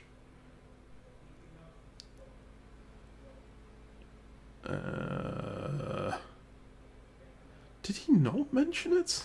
Am I blind? I don't think he mentioned it. I think you imagined it. I replied to him, and I started talking about how we should work together. Man. But I don't know if he ever did. It's kind of depressing, honestly. Oh, here we go. No, he does say it. I do feel like I let the tribe down with that last one myself. That's on with regard to the challenge he's talking about. But I'm here to be strategic, and I believe an alliance with you would be in my best interests. That's as much as he mentions about it. He says, so far your names have only come up in the positive, with confirmation from Papa that you're interested in voting Kitsune. I think we already knew that. We knew we're kind of safe here. It's going to be between Elaritu and Kitsune, and almost certainly Kitsune. But... it's always nice to hear this part. But, like, I offered him a solid alliance, because usually in Survivor you don't need to do this. You don't need to say to someone, you know, do you want a rock-solid lock-in alliance, especially this early. You can just say, I like you, blah, blah, blah, blah, blah. But this guy seems very, very strategically focused. So I figured he's probably someone who will respond well to an alliance offer, or will prefer to have some kind of alliance offer to just a you know, generic Let's be friends. I like you. Yeah. So also, this has the benefit of actually being accurate. So I don't like this guy at all, but I'm down to work with him. Yeah, I mean, also, it wasn't you who offered this, right? I do kind of like him, even though I've said a lot of bad things about his messages here. I had a really nice conversation with him initially about Discworld, which is a Terry Pratchett series that he is from. And I know about that, and Ezio doesn't, so I got that conversation, and Ezio didn't. But yeah, after that, it became very strategically focused, and it's also been worse for it. Was there anything else we wanted to talk about here? I realize I've been rambling on about these messages for a very long time now. Yeah, so the thing to talk about it is, theoretically, let's say we don't switch after this tribal council, alright? Right, if we switch, all bets are off, right? Because then we're going to have to be at a new tribe, things are going to be different, we have to figure it all out. But if we assume we don't switch, alright, and let's assume that Kitsune goes home, which we're all assuming Kitsune goes home. Okay, I should very quickly interject first, saying if you don't know so much about Survivor, there are tribe swaps, where you swap into other tribes, and it will basically merge certain tribes together and, you know, to stick you in with people you haven't met before. That is what Ezio is talking about right now. Sorry, go on. Yeah. So then the question is, what do we do, right? We're going to be at a 4-person tribal, which is a little ridiculous to go to a 4-person tribal on your first tribe, but hey, here's what it is. So then what do we do? And Captain Meme argues that we should keep Bilious around. Yeah. Even if Papa, whatever. Even if Pops wants to vote out Bilious, we're gonna say no. We're putting our the foot down, and we're gonna keep them around. Yep. That's a fair summary of your description.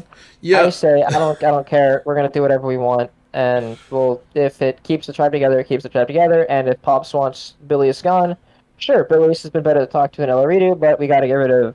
We gotta stick our lives. We gotta get out of here with as many close friends as possible. Yep. So that's the sort of difference between my own and Ezio's playstyle, I think. In my games, I do tend to, when I know that someone likes me and I like someone, in the case of Bilious here, I feel like there is a connection there. I feel like there is not a connection very much with Elaridu, or at least I would much prefer to work with Bilious than with Elaridu. I am the kind of person who will go in on that and try and make sure that Bilious stays over Elaridu. Elaridu should go, Bilious should stay. And since Chaos posted about this potential Pepper Tuanuku / Elaridu alliance, we don't know if that's true. That might be complete BS. And then, I assume it's bull. I assume it's completely fabricated, and there's zero truth to that. In which case, it probably won't be an issue, because Poppy will be happy to get rid of Elaridu, and then we're fine. But if Poppy and Elaridu are together, my preference would be stick with Bilious, try and take out Elaridu anyway, and try and talk Poppy over to getting rid of Elaridu. Ezio's idea... You're alienating Poppy! Yeah, see, that's the problem, because by targeting Poppy's ally, we alienate Poppy out, but Especially for trying to convince Poppy to vote out her ally. No, instead, what's the gain here? Yeah. Do we agree that Bilious and Elaridu would both work with us after going through? Probably, absolutely. Yes. Elaridu's not going to turn on us. He's not going to target us. He can't target anyone. He's so inactive. Yeah, that's fair. They are just, Elaridu is just cannon fodder when we get to the swap, I think. Because they will immediately be taken out. Probably. Unless they change up their game mightily. Yes. Which seems unlikely, but, ideally, I completely agree with you. Ideally, we walk out of this tribe with Poppy and Bilious, and maybe Elaridu. Maybe we even switch right now, so we don't have to worry about it. But if we went to the next tribal, we'd want those two are the people we are the closest to. Completely agree. It's just, it's not worth alienating the person that is the most active and is, the best player on the tribe, for Bilious, who is relatively inactive but sends a lot, but, is not a very good player. Yeah. It's just... So this is kind of why we've decided that Ezio is in charge of the strategy for this game, because I think Ezio's strategy is much more consistent at getting to the end and getting a good end game. And, I'm fairly good with the talking front. I can make people like us a bit, and I can also appear like I don't know how to say it, because it's not exactly like a big player, but like a social threat, I guess. Someone who people will vote for at the end. So if the strategy is, we get to the end, and then we win on the jury vote, which it has to be the strategy, that's how you win Survivor, the whole getting to the end part is much better if Ezio takes charge of it, because stuff like just side, if Pepper, Tuanuku, and Elaridu are allied together, just side with them and take out Bilious, regardless of how much we like him. That is objectively a good plan. It's not a plan I like at all. It's not a plan I would go with if I was playing on my own, but it is a plan we'll go with in this game, because... We better not just go to another tribal, right? Yeah. Of course, we don't go to another tribal, and then we don't even have to worry about it. That's clearly the point. The best case. Yeah, this is fair.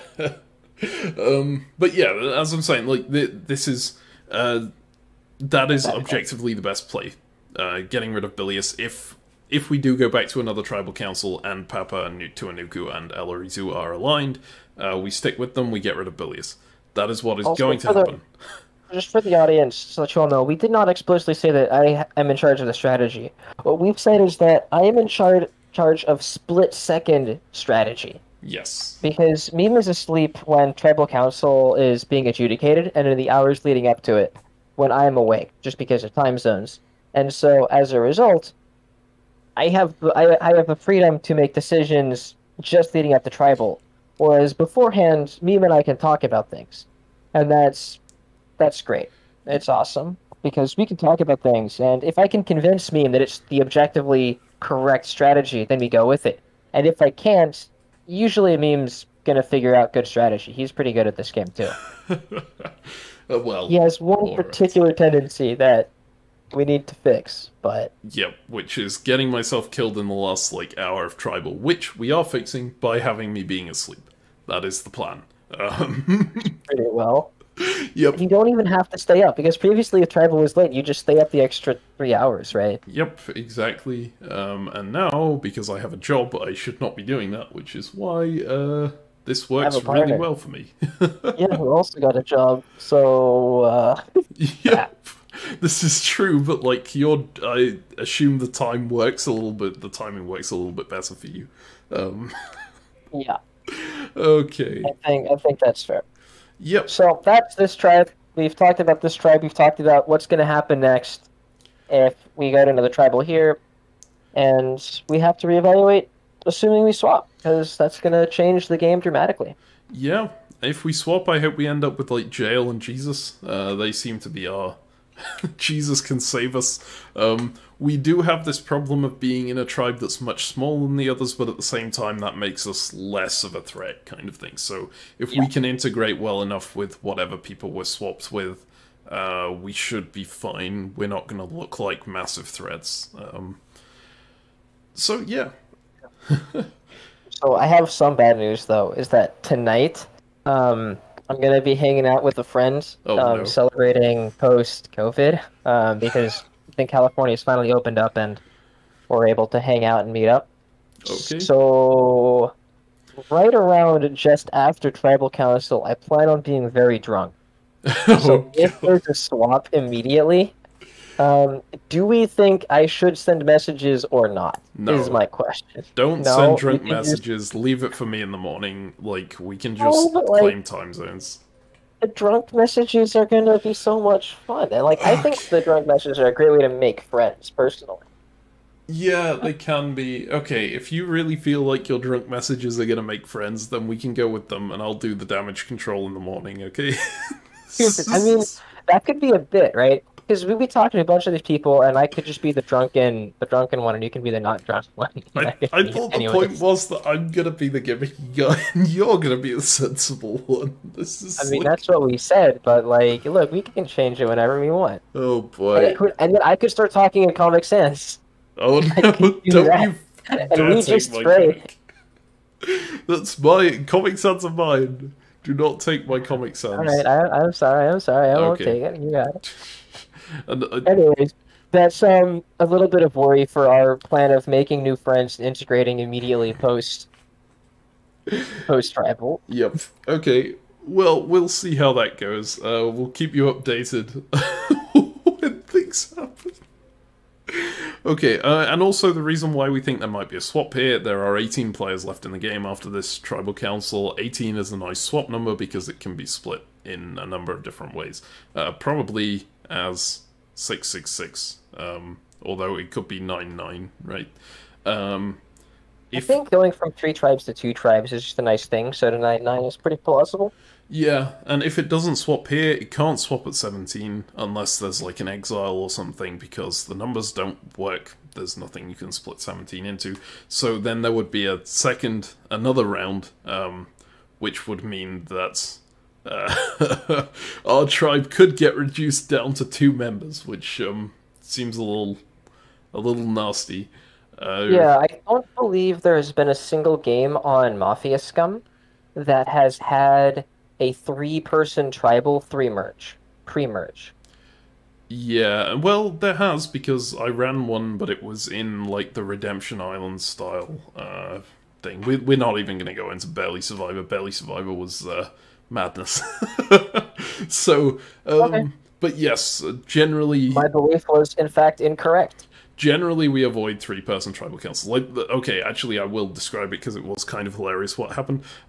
They had a absolute ton of items. There were 4 people left. One person used the safety without power to leave the tribal, which meant that their vote wasn't happening and they weren't there. They couldn't be voted for. It left 3 people in the tribe. 2 people were going to vote for one person. That one person negated one of their votes, which, with a vote negation thing, they also cancelled out an idol, I think, with an idol negation thing. They voted for the other person, then that tied 1-1. They went to a fire-making challenge and won it. That was an insane tribal council. Thankfully, hopefully, we will not get anything like that in here. It's going to be a little bit more. So I believe in games hosted by anyone other than you, there has never been a 3-person tribal council pre-merge. This is probably true, yes. They avoid 3-person tribals because they are fiddly as hell, and, you know, you have to go through a 4-person tribal beforehand, which is also fiddly as hell. It's really hard to figure out that when you've still got items in the game. Look, this next one's not going to be that hard, alright? I'm pretty confident that our 4-person tribal is going to be a breeze. Okay. Well, we've been going for 40-something minutes now, so we'll probably finish up here. Yep. Hopefully, Kitsune goes without a hitch here, and we will see you next phase, which will also be my time to do the challenge, so hopefully I can redeem myself. Another mid-podcast update? Kitsune never messaged us back, and as far as I'm aware, they never messaged anyone else either. They voted for Eliritu, but they never made any attempt to get anyone on their side, and they ended up going home 4-1. To our horror, there was no swap. We were on a tribe with 4 people, and there was a potential tribal looming again, so suddenly the challenge was very important indeed. I'll pass back on over to myself now, because I recorded myself doing this challenge, and it's quite a short one. Okay, well, here we go. Spoiler alert for the end of last round.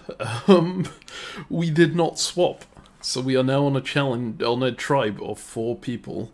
I am incredibly tired. I did not sleep very well last night, and currently at the moment it's in the middle of the Pacific heatwave, so I feel really bad saying this because honestly this is nothing compared to what the people over there are facing right now, but it's been ridiculously hot here in Cambridge, so yeah, that's and so I am incredibly uncomfortable, I am incredibly tired, but I am on the challenge today, so as you can see I will have to do that. Now, there's 4 people left on our tribe. If we go back to tribal, one of those 4 people gets eliminated. It's probably pretty damn important that we win this challenge. We have lost 3 in a row now. If we lose a 4th in a row, we're down to 3 people. That's potentially us going. Hopefully it would be Eliritu, or potentially Bilius, but there is always a chance that it will be us. So it is actually quite important that we win this one. And, of course, in the way of it, there's no way we can prepare for this challenge, because if you read what's said here, in this challenge you will enter the Cave of Wonders alone and be presented with a challenge by the djinn inside. You will have no more than 1 hour to complete the challenge, and further details will be given to you once you enter the cave. So, I get no information until I've actually started the challenge. I don't know what's going to happen here. I should probably close out of Microsoft Teams, actually, given that I am... oh my god, I'll have to censor that. Okay, this is fine. So, I have no information what's going on. You will see in my list down here I've got Discord open, which I probably shouldn't at the moment, because it's not going to be useful for this, but I have my paint program, I have my notepad. Usually I would have a pen pad next to me, but I'm not going to do that because I want you to be able to see everything that I'm doing and thinking. That's all the preparation that I get. So we'll have to see what this challenge is and find out exactly how to deal with it as we enter Like, I'll find out at the same time as this is recording, I suppose. So, what is my in-game username? Captain Meme. Wait, no it's not. That's the wrong way around. My in-game username is Fili. My Mafia Scum username is Captain Meme, and I am starting the challenge. Now, I do say it's massively important to win. There is a potential strategy in Survivor where you can do something called an intentional matsing. You just take your tribe down in numbers to the point where it's not, you're not a threat to anyone because you don't have any friends. So you can just, like, slip under the radar. I'd prefer not to do that. I think that would be a pretty risky way of playing it, especially if you've watched Survivor Palau and seen what happened there.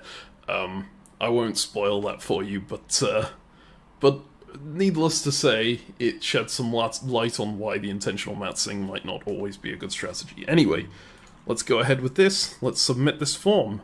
You have started the Cave of Wonders challenge. The djinn stands before you, eyes gleaming. You see 100 rubies in front of the djinn. The djinn is holding a piece of parchment. Perhaps he could give it to you. Your challenge is quite simple. You may take as many rubies as you wish. To take the rubies, simply type a number between 1 and 100 in the finishing form. Taking fewer rubies on average will acquire a tribe immunity. In the event of a tie, the djinn favours those who can make their minds up quicker, and thus the quickest time will win. Only one tribe will be attending tribal council. The djinn promises they will reveal who is safe and who will go to tribal council. The djinn is willing to sell the piece of parchment to those with the most rubies. The 9 players who take the most rubies will get a clue to the soon-to-be hidden immunity idol after the challenge ends. Oh my god. Okay. Taking fewer rubies gives a tribe immunity. I can't, like... I need to decide on this fast. I really want to find a hidden immunity idol. I feel like we need stuff. But right now... I can't afford to take rubies. So I'm just taking 1. Yeah. Was that the right decision? I could have taken 100 rubies and just said, screw you all, we are... Like, I imagine that the other tribes will be more willing to go to tribal council, more willing to risk stuff on this. So there would be a good chance that we win immunity anyway, even if I put in 100. But there are only 4 people on our tribe, which means that if I take 100 rubies, or whatever, that's going to increase the average massively, even if everyone else takes the bare minimum. So I think it's just too important to avoid tribal council right now to do anything other than take 1 ruby. Gonna dodge the clue to the hidden immunity idol. Sometimes you can find hidden immunity idols without clues. Obviously, Russell Hantz, fairly famous for that. In these games, it's generally even easier, because they tend to be hidden in the same sort of places you saw me describe earlier. One that was hidden in Letters from Mercury, at the bottom of the Mandates of Heaven, because no one ever reads the rules, so moderators like hiding them here. And we found one completely by accident. Obviously, there are sometimes like members in the members list who shouldn't be there, you know, who are easy to point out as being different or something. Sometimes, like, this is my favorite place to hide them. If you copy image link from here, sometimes parts of the image are less transparent or more transparent, and something's written out there. Obviously, not in this case, but that's because I'm not running this game. So, ultimately we could stumble upon it anyway. If 9 people are getting the information, then potentially we'll be told about it, regardless. Anyway, I should stop stretching it out. That was a quicker challenge than I anticipated. I'm really glad it was that, because, hey, that means my tiredness doesn't affect it very much. And I guess, hopefully, me taking 1 ruby makes up for my stupidity last time in forgetting that I was Val. Alright, signing off. This challenge was a sneaky one. It said that taking fewer rubies on average would grant a tribe immunity. It did not say it would grant your current tribe immunity.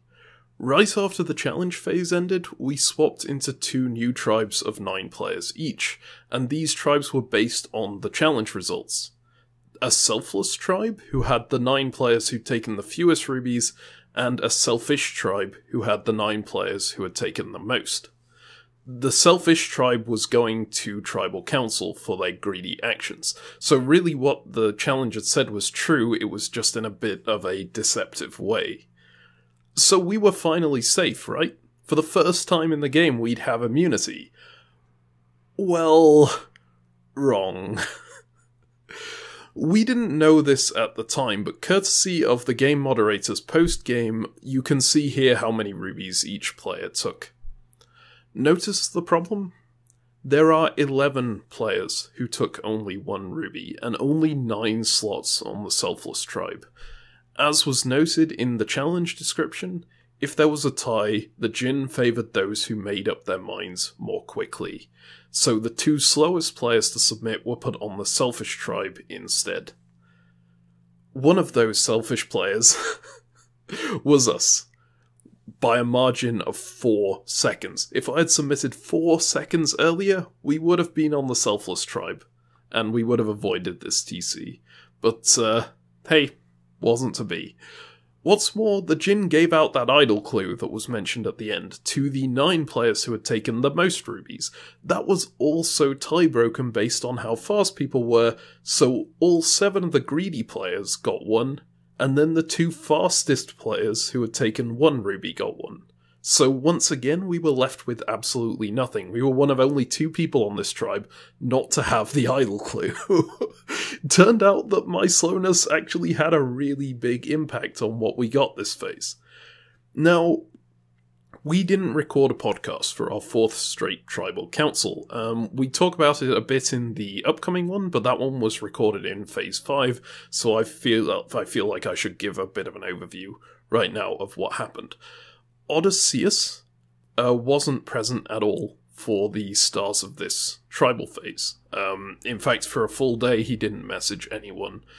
So immediately he attracted people's attention, and, people were starting to say, let's just vote him out. It's an easy vote, and then we can sort of roll on as a tribe and get to know each other, right? There were 2 other options put on the table. Odysseus wanted Radiance out, who was another person from another tribe, and then the other option was us. We never found out who pitched our name, but someone went to Odysseus and told him, if you pitch Fili and Kili, it could potentially get you out of this. And Odysseus refused to do that. He liked us too much. This was a bit into the second day. This tribal council was a bit longer than the usual, so we had started talking to him. I didn't realise we'd gotten that close, but clearly we'd gotten closer than most people had to him. Now, what would you have done in that situation? If Odysseus had come to you and said, your name's been pitched, I'm not going to go for it, let's work together and take out Radiance instead. But Odysseus is the default vote, he's the one that people want, right? So it's someone who does like you, but you would have to stick your neck out for them to keep them alive. What we decided to do was in line with the strategy for the rest of the game, which was, let's just sit back, let's get under the radar, let's let him go home. And we did. We just voted for Odysseus. We put our trust in the Hit Origami Alliance, which was our threesome from the previous tribe. Elaritu had gone over to the selfless tribe, but all 3 of the rest of us were on the selfish one. And we also put our trust in the Hydra Chat Alliance, which was ourself, Matt and Hathor, and Phobos and Deimos, the 3 Hydras in the game. When the votes were read, it was 7 votes for Odysseus and 2 votes for Radiance. We don't know who the second vote for Radiance was. Now, we go into the next phase, and there's another twist. In this round, anyone at Tribal Council can choose not to vote, and to instead get their vote as an extra vote for a future Tribal Council. So you would essentially get given an advantage that let you vote twice in any Tribal Council you choose to, sometime in the future. That's a very strong advantage, but it comes with significant risk, because you have to give up your vote at this one, and that makes it easier to blindside you, right? When it came to the challenge, It was the biggest defeat we'd had so far. Only one player on our tribe successfully completed it. Did people decide to throw to get the extra votes? Given we were the greedy tribe, I think that's kind of likely, but I don't know whether that's true or not. We did, however, know that one person was safe regardless.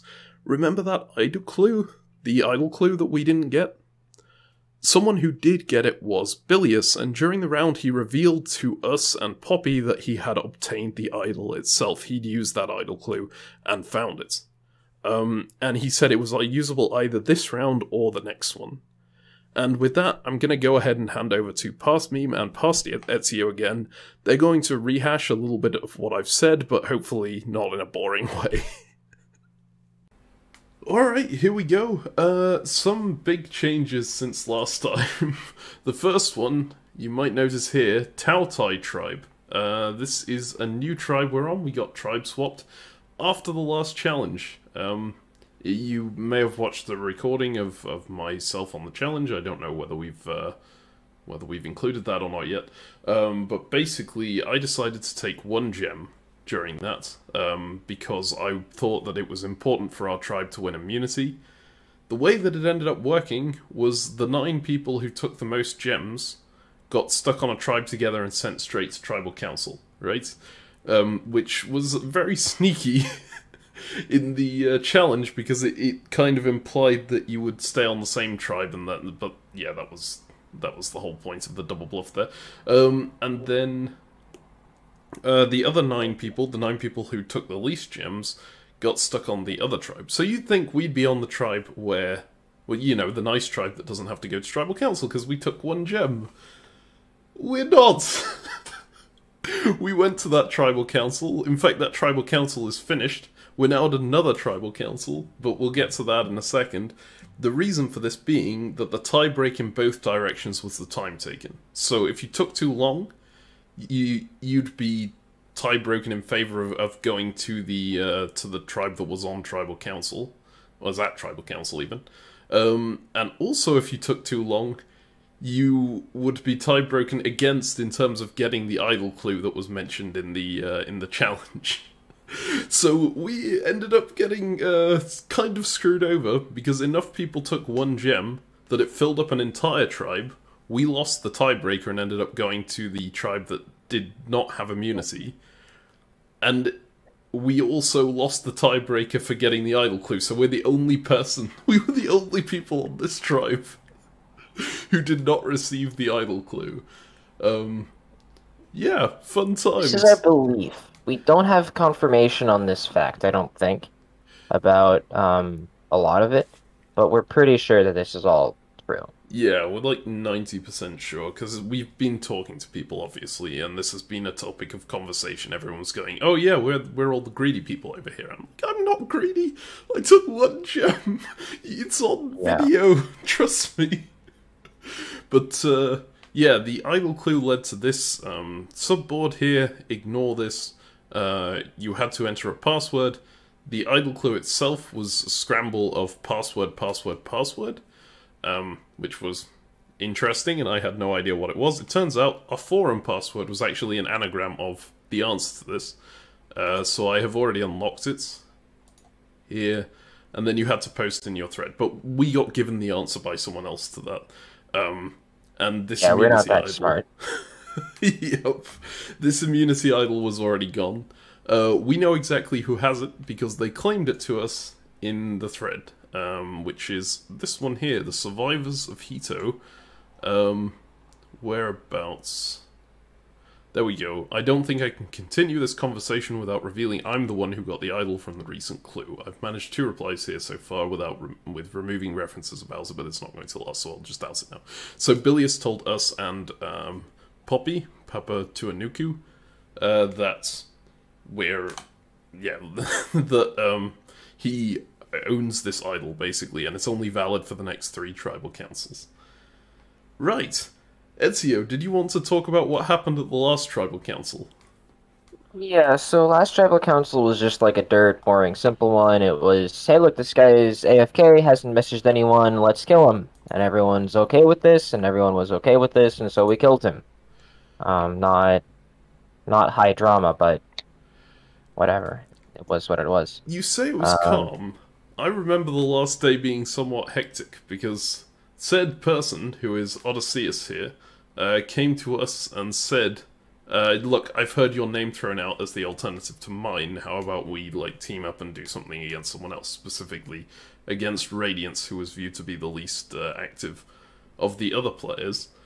Um, and then we yeah, were I mean, he all, did a good job really freaking you out.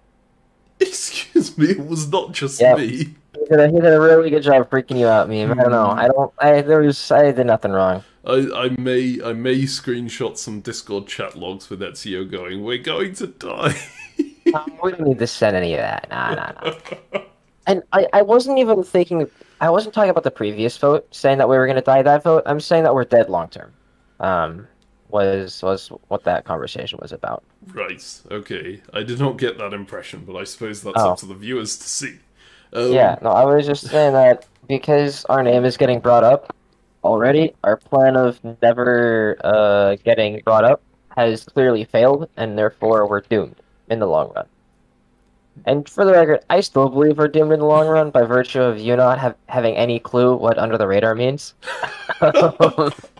Look, we'll get to that. We'll get to that in a second. So basically, this tribal council was over the 4th of July weekend. It took an extra long amount of time.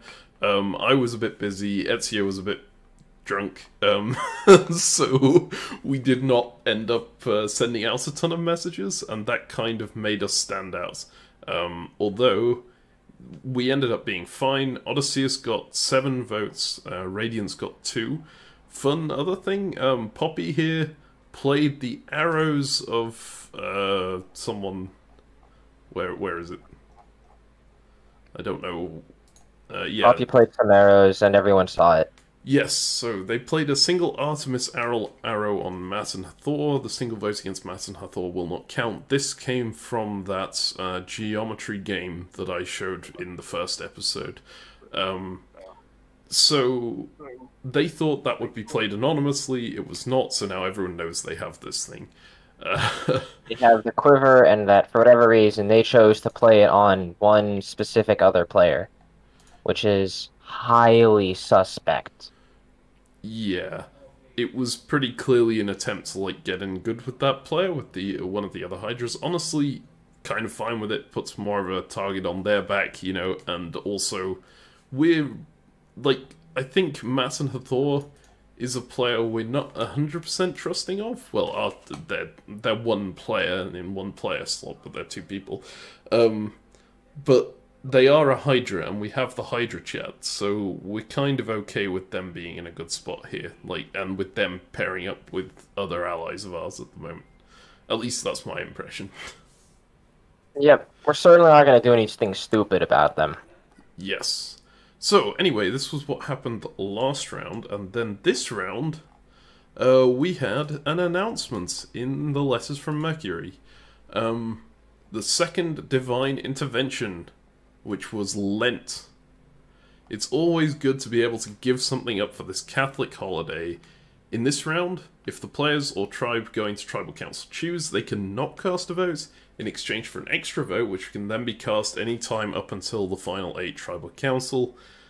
Tribal immunity can be great, but sometimes giving it up can yield an even better reward. So people can choose not to vote at this Tribal Council, get an extra vote that they can use later instead. That really adds an extra element of interest, and it was kind of enough to make us think, should we be deliberately going to this tribal council? I think we decided the answer was no to that, right?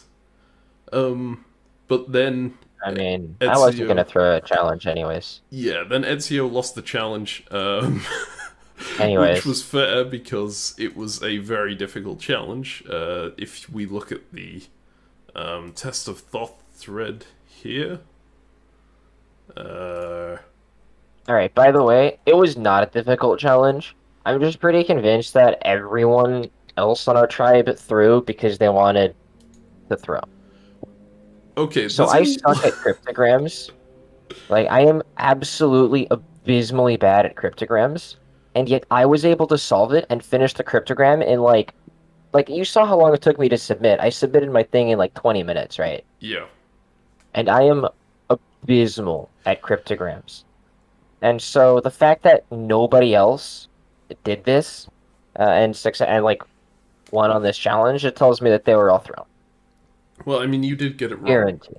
I did get it wrong, but like it was not. The thing that I got wrong was a fix that I could have fixed in like a few seconds, and it would have been fine. Like it was just I misread a very simple thing, misread, misinterpreted, whatever. And I'm very confident that people just threw.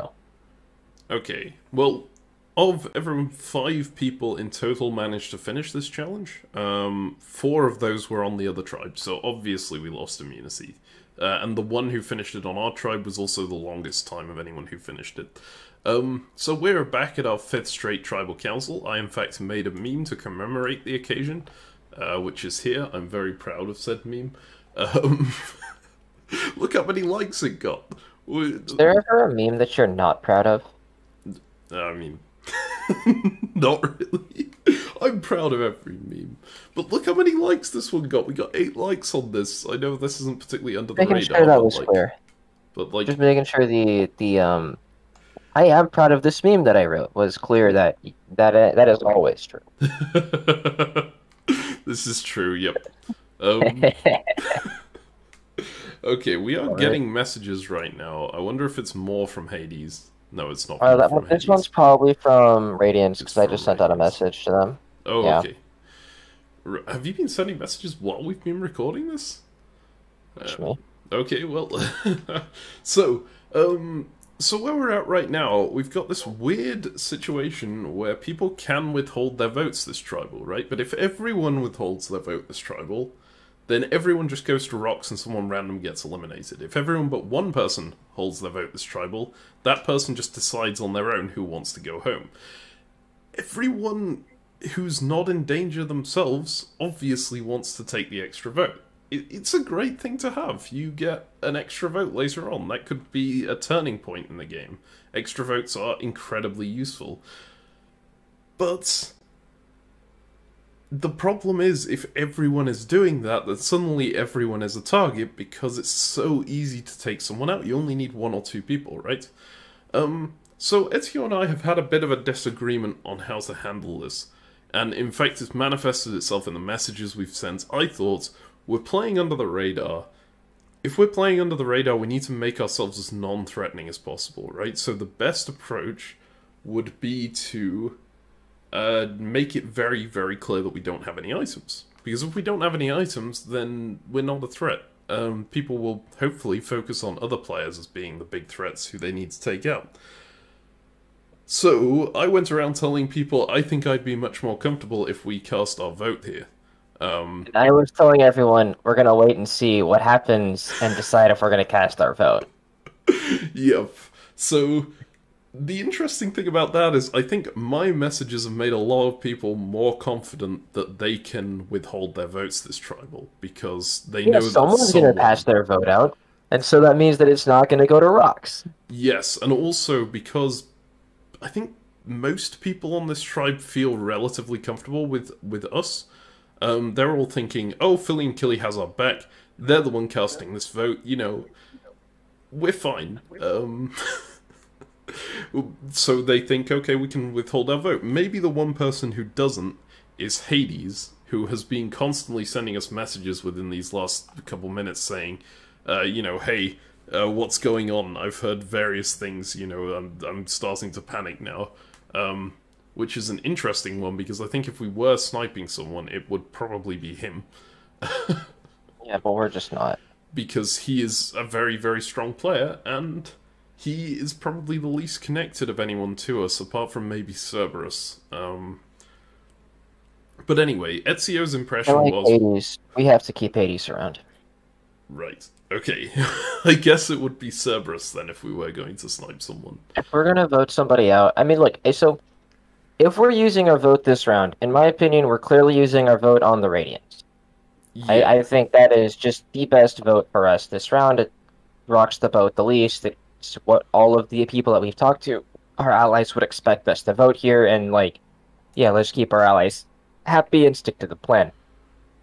Yep. Um, I think trying to snipe Hades or Cerberus would piss off some people and like would be totally fine-ish.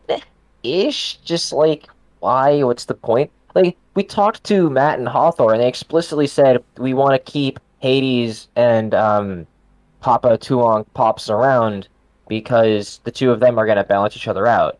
Which my read was Matt and Hawthorne think the two of them are going to make separate alliances and we're going to play the middle between both of them. Maybe I'm reading too much into it. So we probably shouldn't remove Hades for that reason, because Matt and Hawthorne explicitly said we should protect them and keep them around, Yeah. which I agreed to. Cerberus is a bunch of one-liners. He disguises the one-liners by putting them in the form of his heads, but none of his heads say anything, so they're all one-liners and useless. This is true. I liked Cerberus a lot more before we met him, when it was just in the forum, because his gimmick works a lot better there. In the actual messages themselves, it really doesn't come across as very personable. Which, maybe that's different for other people, maybe it's just something that's happening to us. But yeah, he would probably be the right choice to snipe if we were sniping, but sniping is probably wrong. Yeah, I've brought up here our group chat with the survivors of Hitu, Poppy and Bilius. Obviously this isn't all the survivors of Hitu, Elaritu went to the other tribe, but honestly, if that tribe goes to tribal council, Elaritu is probably dead, so, like, this is the real survivors of Hitu. That was our expectation. It's possible that just a combination of these inactive people with each other caused Ellarita to be less active, and when he puts on this new tribe, he'll suddenly change his activity level, and people see that he's alone and think he's not a threat and maybe reach out or something. It's totally plausible to me that he survives, like, a couple of votes. But just long term, we know that he's not gonna be part of any alliance structure that we're interested in, and so we're just like, I'm gonna vote him out the next time we see him. Let's be real. Yeah, I'd probably agree. But yes, the bit of this message I've brought up is Bilius here saying, how many votes can we amass here? I think we should all be safe, other than the Radiants receiving 2 votes last time. I'm not actually sure where the targets might be, and I don't want to settle on Radiance. So he says he doesn't want to go for Radiance here. Radiance is very clearly the least active player on this tribe right now. Well, they were before Radiance thought they were voting out. I believe Radiance has picked up their activity within the last few hours, and they're starting to PM people scared like. Yeah, which is especially dangerous with this twist and play. But yes, so Poppy says, you're feeling good about Radiance. I'm still figuring them out. What about Phobos / Deimos, who are... Obviously, we don't want them to go because they're our Hydra buddies, but it's not something we're going to push hard, right? Okay, yeah. So the we don't want them to go is like a super low thing. Like, the difference from, like, P&D haven't been great. They've been fine, right? They've messaged us a little bit. We're part of this group chat with them, which is nice and fun, and so I like them. But I'm, like, super not attached to them, and them going home, especially if they get 2 votes, and people think we're the other vote, means that there's clearly no Hydra alliance, and Fili and Kili / Matt and Hawthorne are clearly not super tight. So yeah, but I'm, like, super not worried about letting them go home. I'm fairly certain they do actually have our back, which would be, like, because they don't seem to have many other people's backs from what we've heard here. What makes you think they have our back? Just the fact that they're posting in this Hydra group chat? Yeah, they seem to be posting him, like, there more often than they're actually PMing anyone, so that would be my read of the situation there. Oh, shit, we didn't DM them for 17 hours. Oh yeah, I thought you were going to DM them. I forgot to do it this morning. I'm sorry. Okay, that might have been a mistake. We should probably just kill them and get it over with, man. Like, these people, they're not gonna work with us. We just completely ignore them. This entire tribal. Excuse me, they opened up a message, like, with a screenshot of Dwarf Fortress. Like, it actually recognized what that game was, which I feel like is a 1 in a million chance. So we've got some brownie points with them. Being able to talk about something the other person likes is always a great thing to start off with. But anyway, yes, they're probably not that important to us, but I would prefer to keep them around than someone like Radiance. Personally, right? If all else was equal, right, we still get our double vote, and we keep all of the relationships we have, and nobody's made any promises. Yeah, I would think I would rather see Radiance or Cerberus go home than P&D. But like, I would rather keep Hades around. I would rather keep Pops around. I'd rather keep Bilius around. I'd rather keep Matt and Hawthor around than P&D. And I also get an extra vote if we don't do anything. Yeah. So. Yeah. Well, anyway, we sent to this chat, we're still kind of figuring out Radiance here too. Remember, Bilius does not want Radiance to go home. He sent a message saying, I assume that means Radiance is getting the kick here. I do feel like I connected with them during the previous twist, so I'm relatively sad about doing it. But when you're both telling me you're not connected there, yet she listed you two as the next two she was getting along with, that doesn't point to good signs of survival, right? Which is very, very fair. If her next two best friends after Bilius are people who just don't care about her, that is a very sad state of affairs to be in. Yeah. So... Have we confirmed that if there's a revote and we voted Lent, do we get an extra vote? What do you, as in, if there's a revote and we voted, we... Yeah, let's say we voted Lent, right, to get the extra vote. And on the revote, do we get a vote, or do we still sit it out? So, I think it says that all things that are in play during the first one are also in play during the second, right? So, I think you have to sit it out if you've withdrawn your vote. You can't get your vote back for the revotes. Have to vote Lent again? Yeah, essentially. So... So, assuming P&D hears about this, which, by the way, I feel like we have to leak it now. So, okay, we have two options here. So, Hades just messaged us asking what the fuck's up, right? And we heard from Radiance just now that Radiance is voting P&D. We haven't told anyone this yet. But, we just got a message from P&D, yeah. Yeah, which is probably going to be them saying, hey, did you hear anything? Because I think Hades is officially talking to people. So we're pretty confident now that Hades and P&D are at least close. So anyways, I need to check that message. Yeah. Because I don't know what to do here necessarily. Because if we message, let's say, Hades saying, yeah, we think P&D are getting a vote here. Wait, no, that was just in the Hydra chat. Yeah, and they don't seem that, like, P&D don't seem to have been tipped off. They didn't seem that worried there, right? Which is actually a really good sign.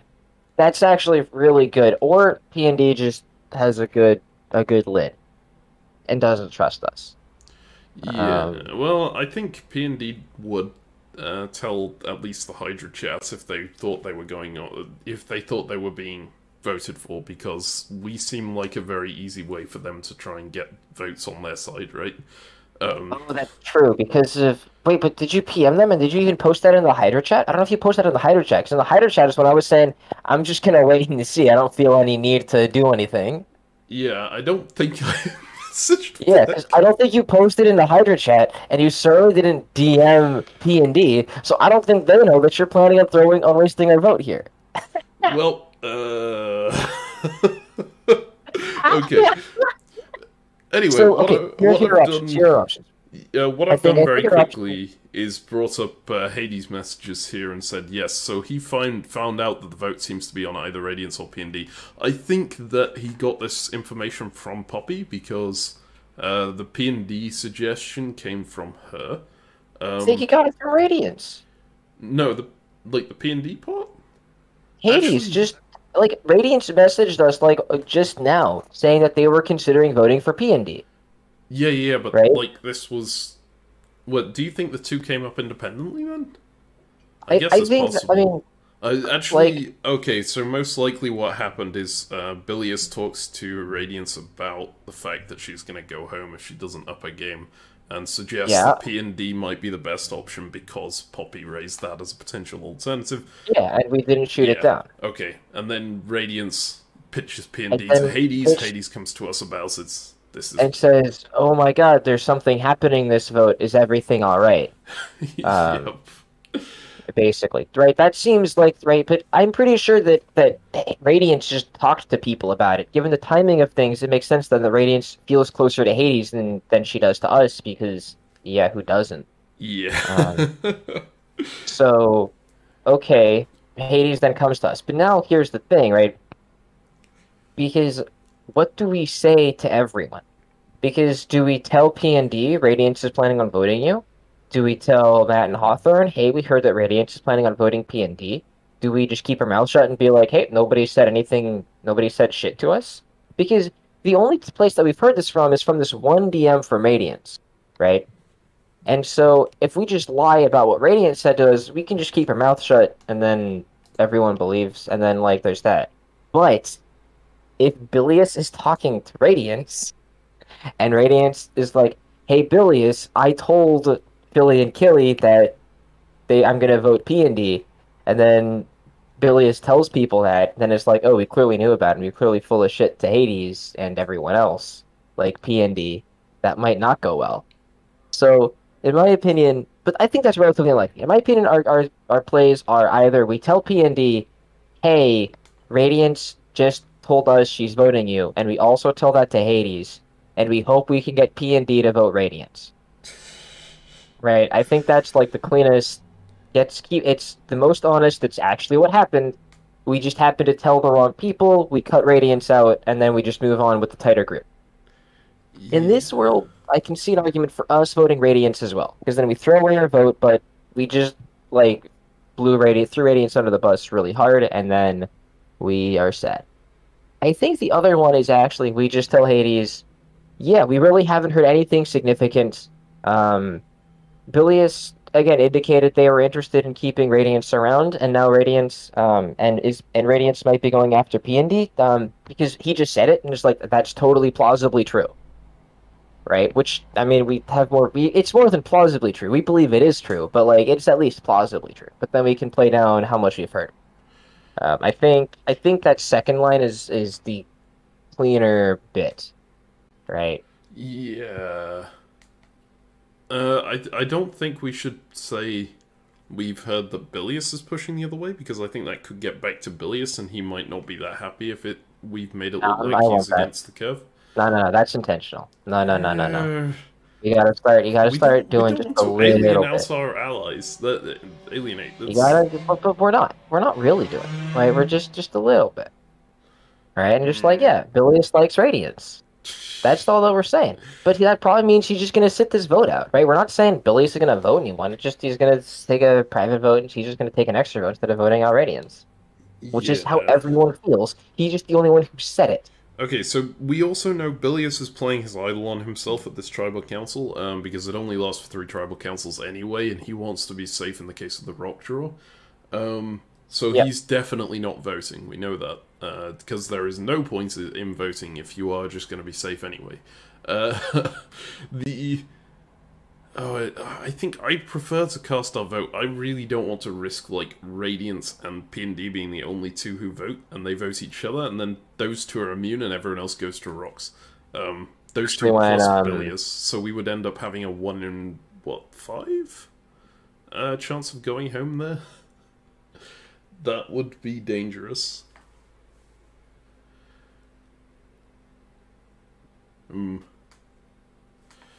Yeah. I'm really not sure what to do here.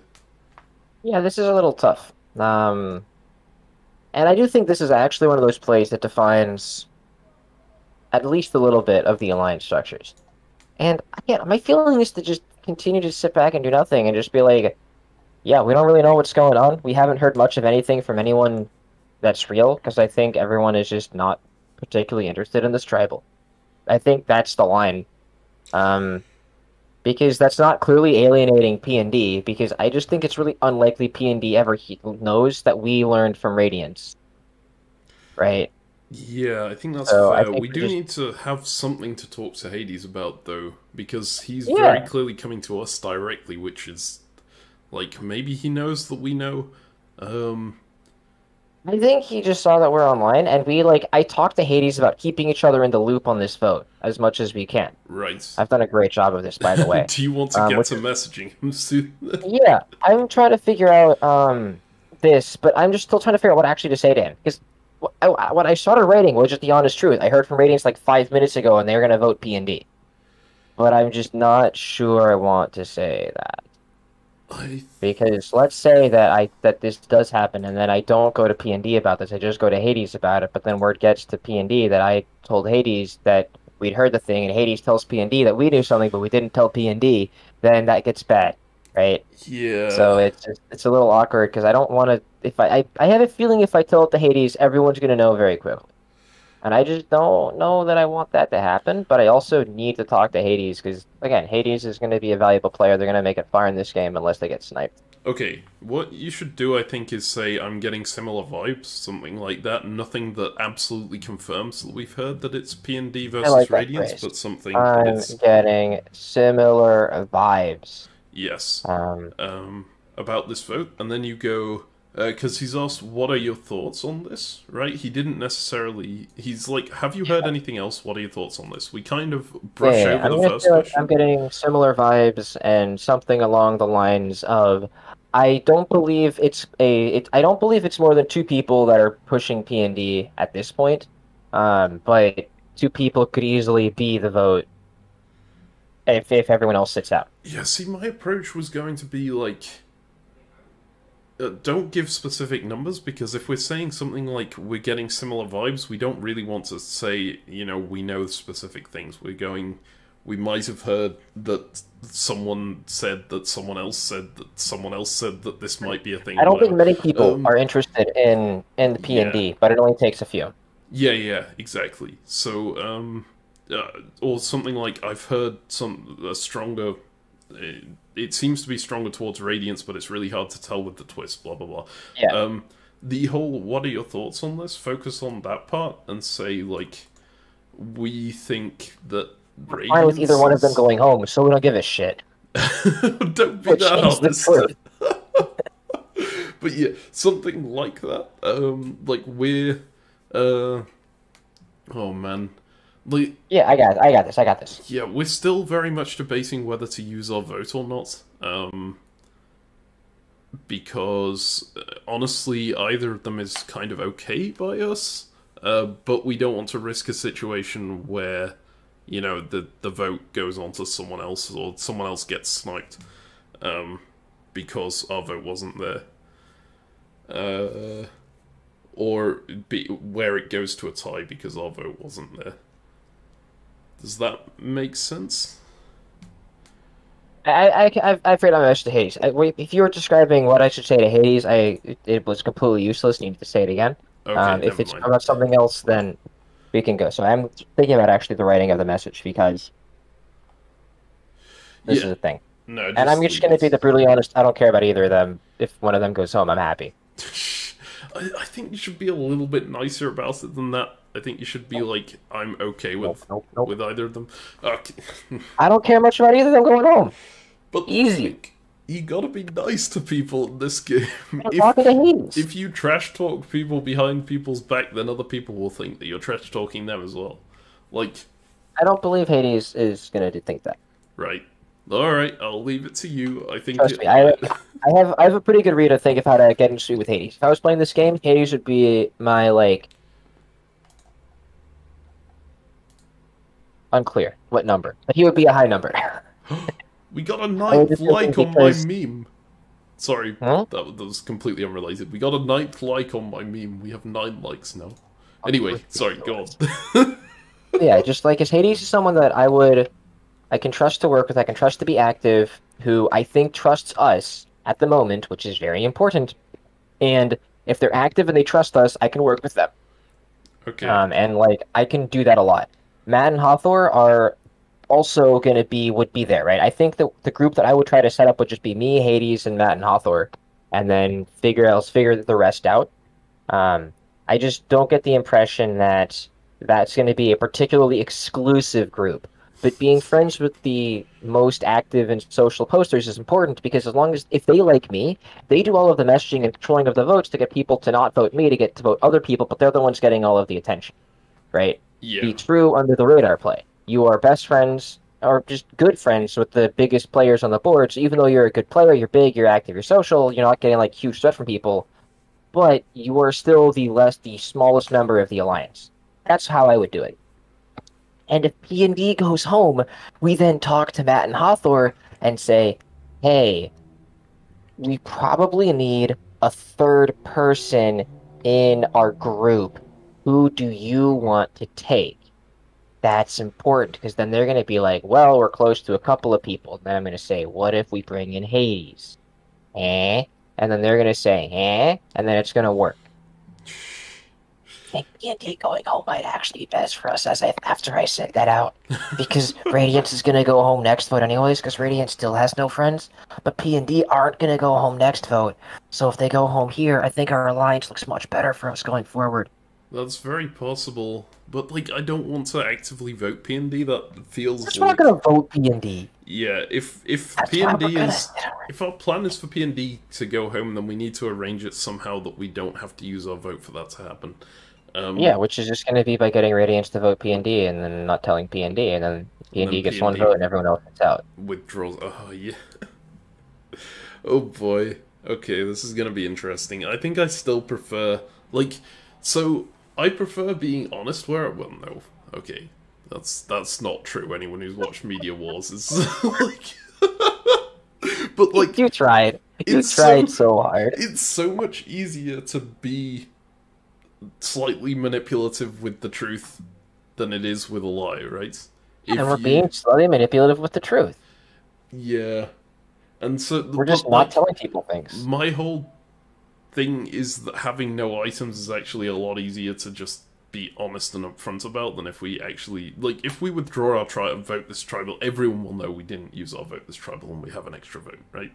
But yeah, but so will everybody else on the tribe. Yeah, okay. That's true.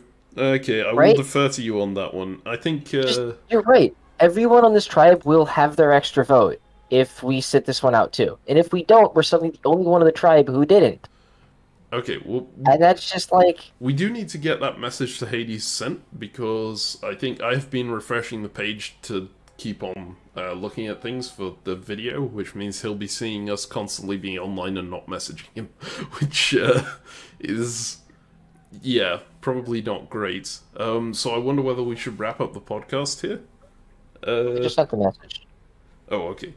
It was a perfect message. One that you hope about when you see someone online and typing for 40 minutes. Okay, let me see. I'm getting similar vibes. Okay. I like that line. Yeah, it's a nice line. It's usually better to, like, immediately follow it up with, well...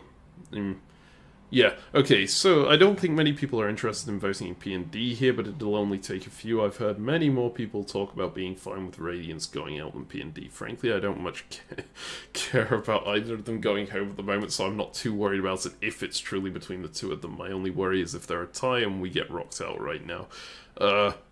See, my approach in Ezio's are a little bit different. I would have been a bit more friendly with this message, I think, or at least, like...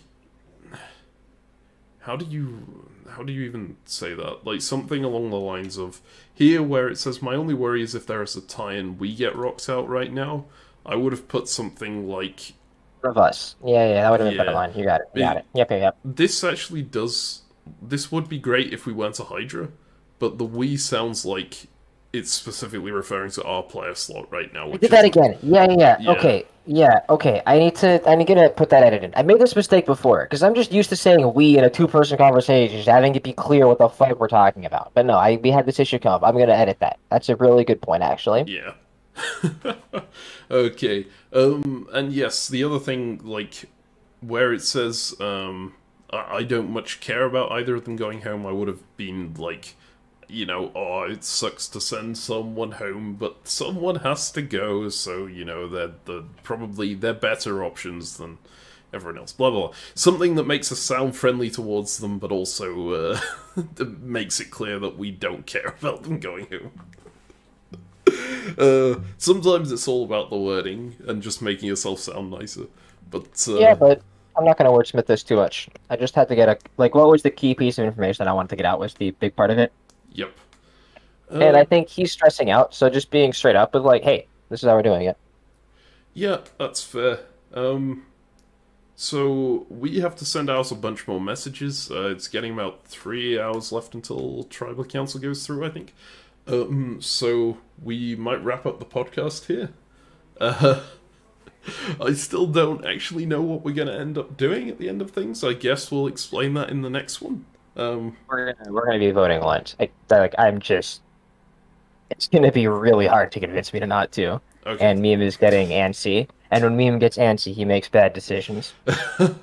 I'm gonna be, sent away and not be allowed to go to the game for the last 2 years. And then there's gonna be a vote on Lens. Yep. We're not going to vote, and if we go home, it is entirely Ezio's fault. I could have prevented it, but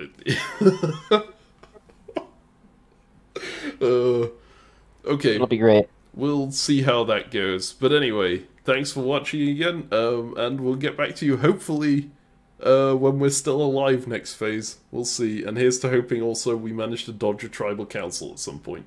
It's providing a lot of content, but it is getting slightly irritating to lose every single challenge. So, 8 players.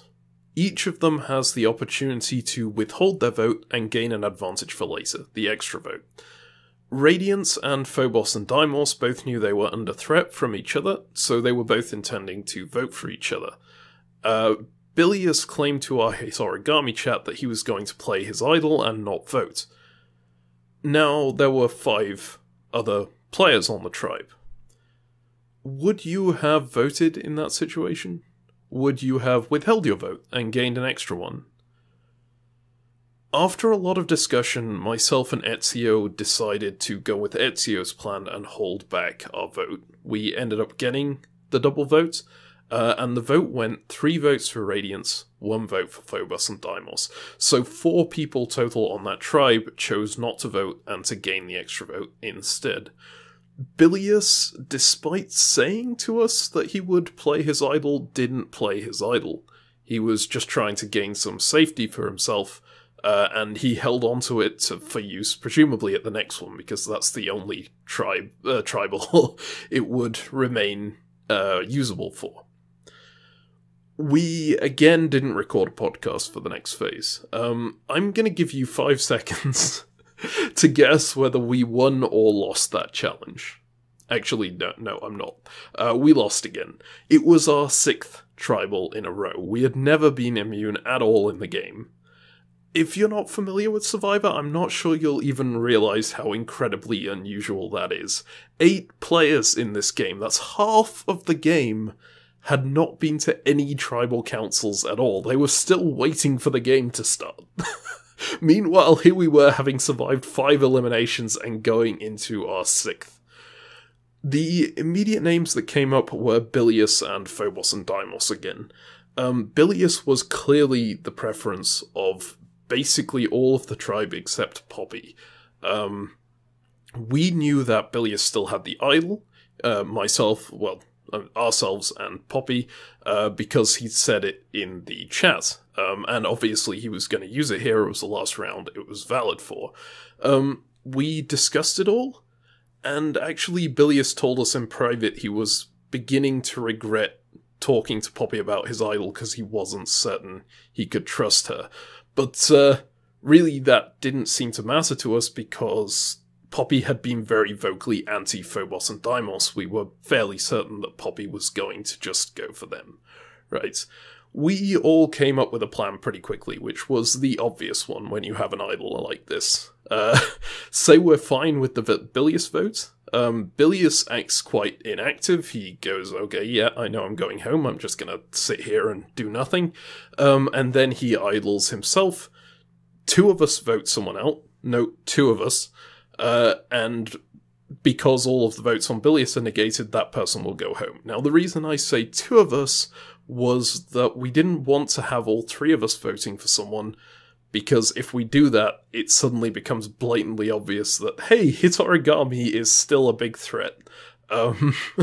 Because if you see 3 votes, and you've got the 3 people on your tribe who are like the last standing apart from Elaritu on the other one, from the previous tribe, you kind of know it must be them, and they must have all been working together, right? So, we decided to go with this plan where 2 people would vote for someone else. The plan sounded quite good. We had to decide on a target for it. Now, I pitched Cerberus.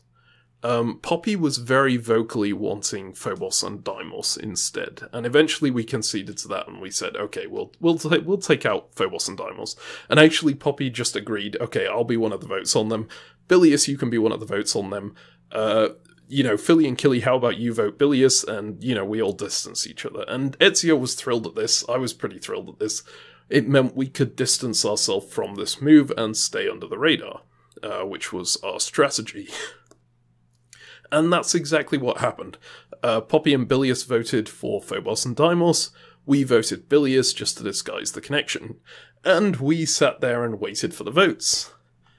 2 votes, Phobos and Deimos. 1 vote, Bilius. 4 votes, Fili and Kili. And that was it. Our game was over, just like that. We never recorded another podcast episode. Both of us were obviously a bit demoralized after that. And Ezio also had his new job to focus on, something that, he's still got, which is good. And also part of the reason why we haven't been doing as much diplomacy content. As for why we went home, it's an interesting question, and I'm gonna take a little bit to answer it, if I may. Something I've realized in retrospect listening through these podcasts is how much we pushed this under-the-radar strategy as being the correct way to play Survivor. And in actuality, in diplomacy, you can approach Survivor in a number of different ways, and all of them have different upsides and downsides. And we ran into a pretty serious downside of the under-the-radar strategy here. Our under-the-radar approach was very much, I don't care who goes home as long as it's not me. We didn't really influence any of the votes very much. We went along with what other people wanted, and that seemed to be fine. In general, it's a really good approach. You make yourself appear to be less of a threat by not taking any control yourself. You buddy up to players who are in control, and you just help them do whatever they want to do. And then when Merge comes around, you're seen as a great person to go to the end with, because you're this sort of passive person who the jury might not respect. And so people go, oh hey, it's an easy win against them. Let's just do that. You do then actually have to win the jury's respect in some way, so you have to make big moves towards the end, or do something similar, or be really, really likeable and go to the end with people who aren't likeable. But in terms of actually getting to the end, which is a very difficult part of Survivor, it is the most consistently good strategy. The downside we ran into is the control that you give up to do it. You heard myself and Ezio debate a bit about whether we should protect people who are close to us, or just let them go and move on. We had a big discussion about Bilius in, I think, Phase 3 or something.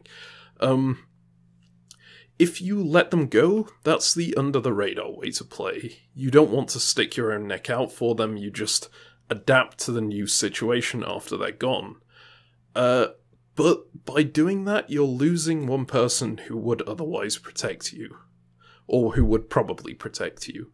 If you're letting the big players do whatever they want, they're going to shape the game to suit them, not you. You have to be seriously adaptable to survive in an environment that's not designed to protect you, right? If you're taking control, you can design the environment to protect you, but then you run into other problems later on. So really, there's upsides and downsides to all of them.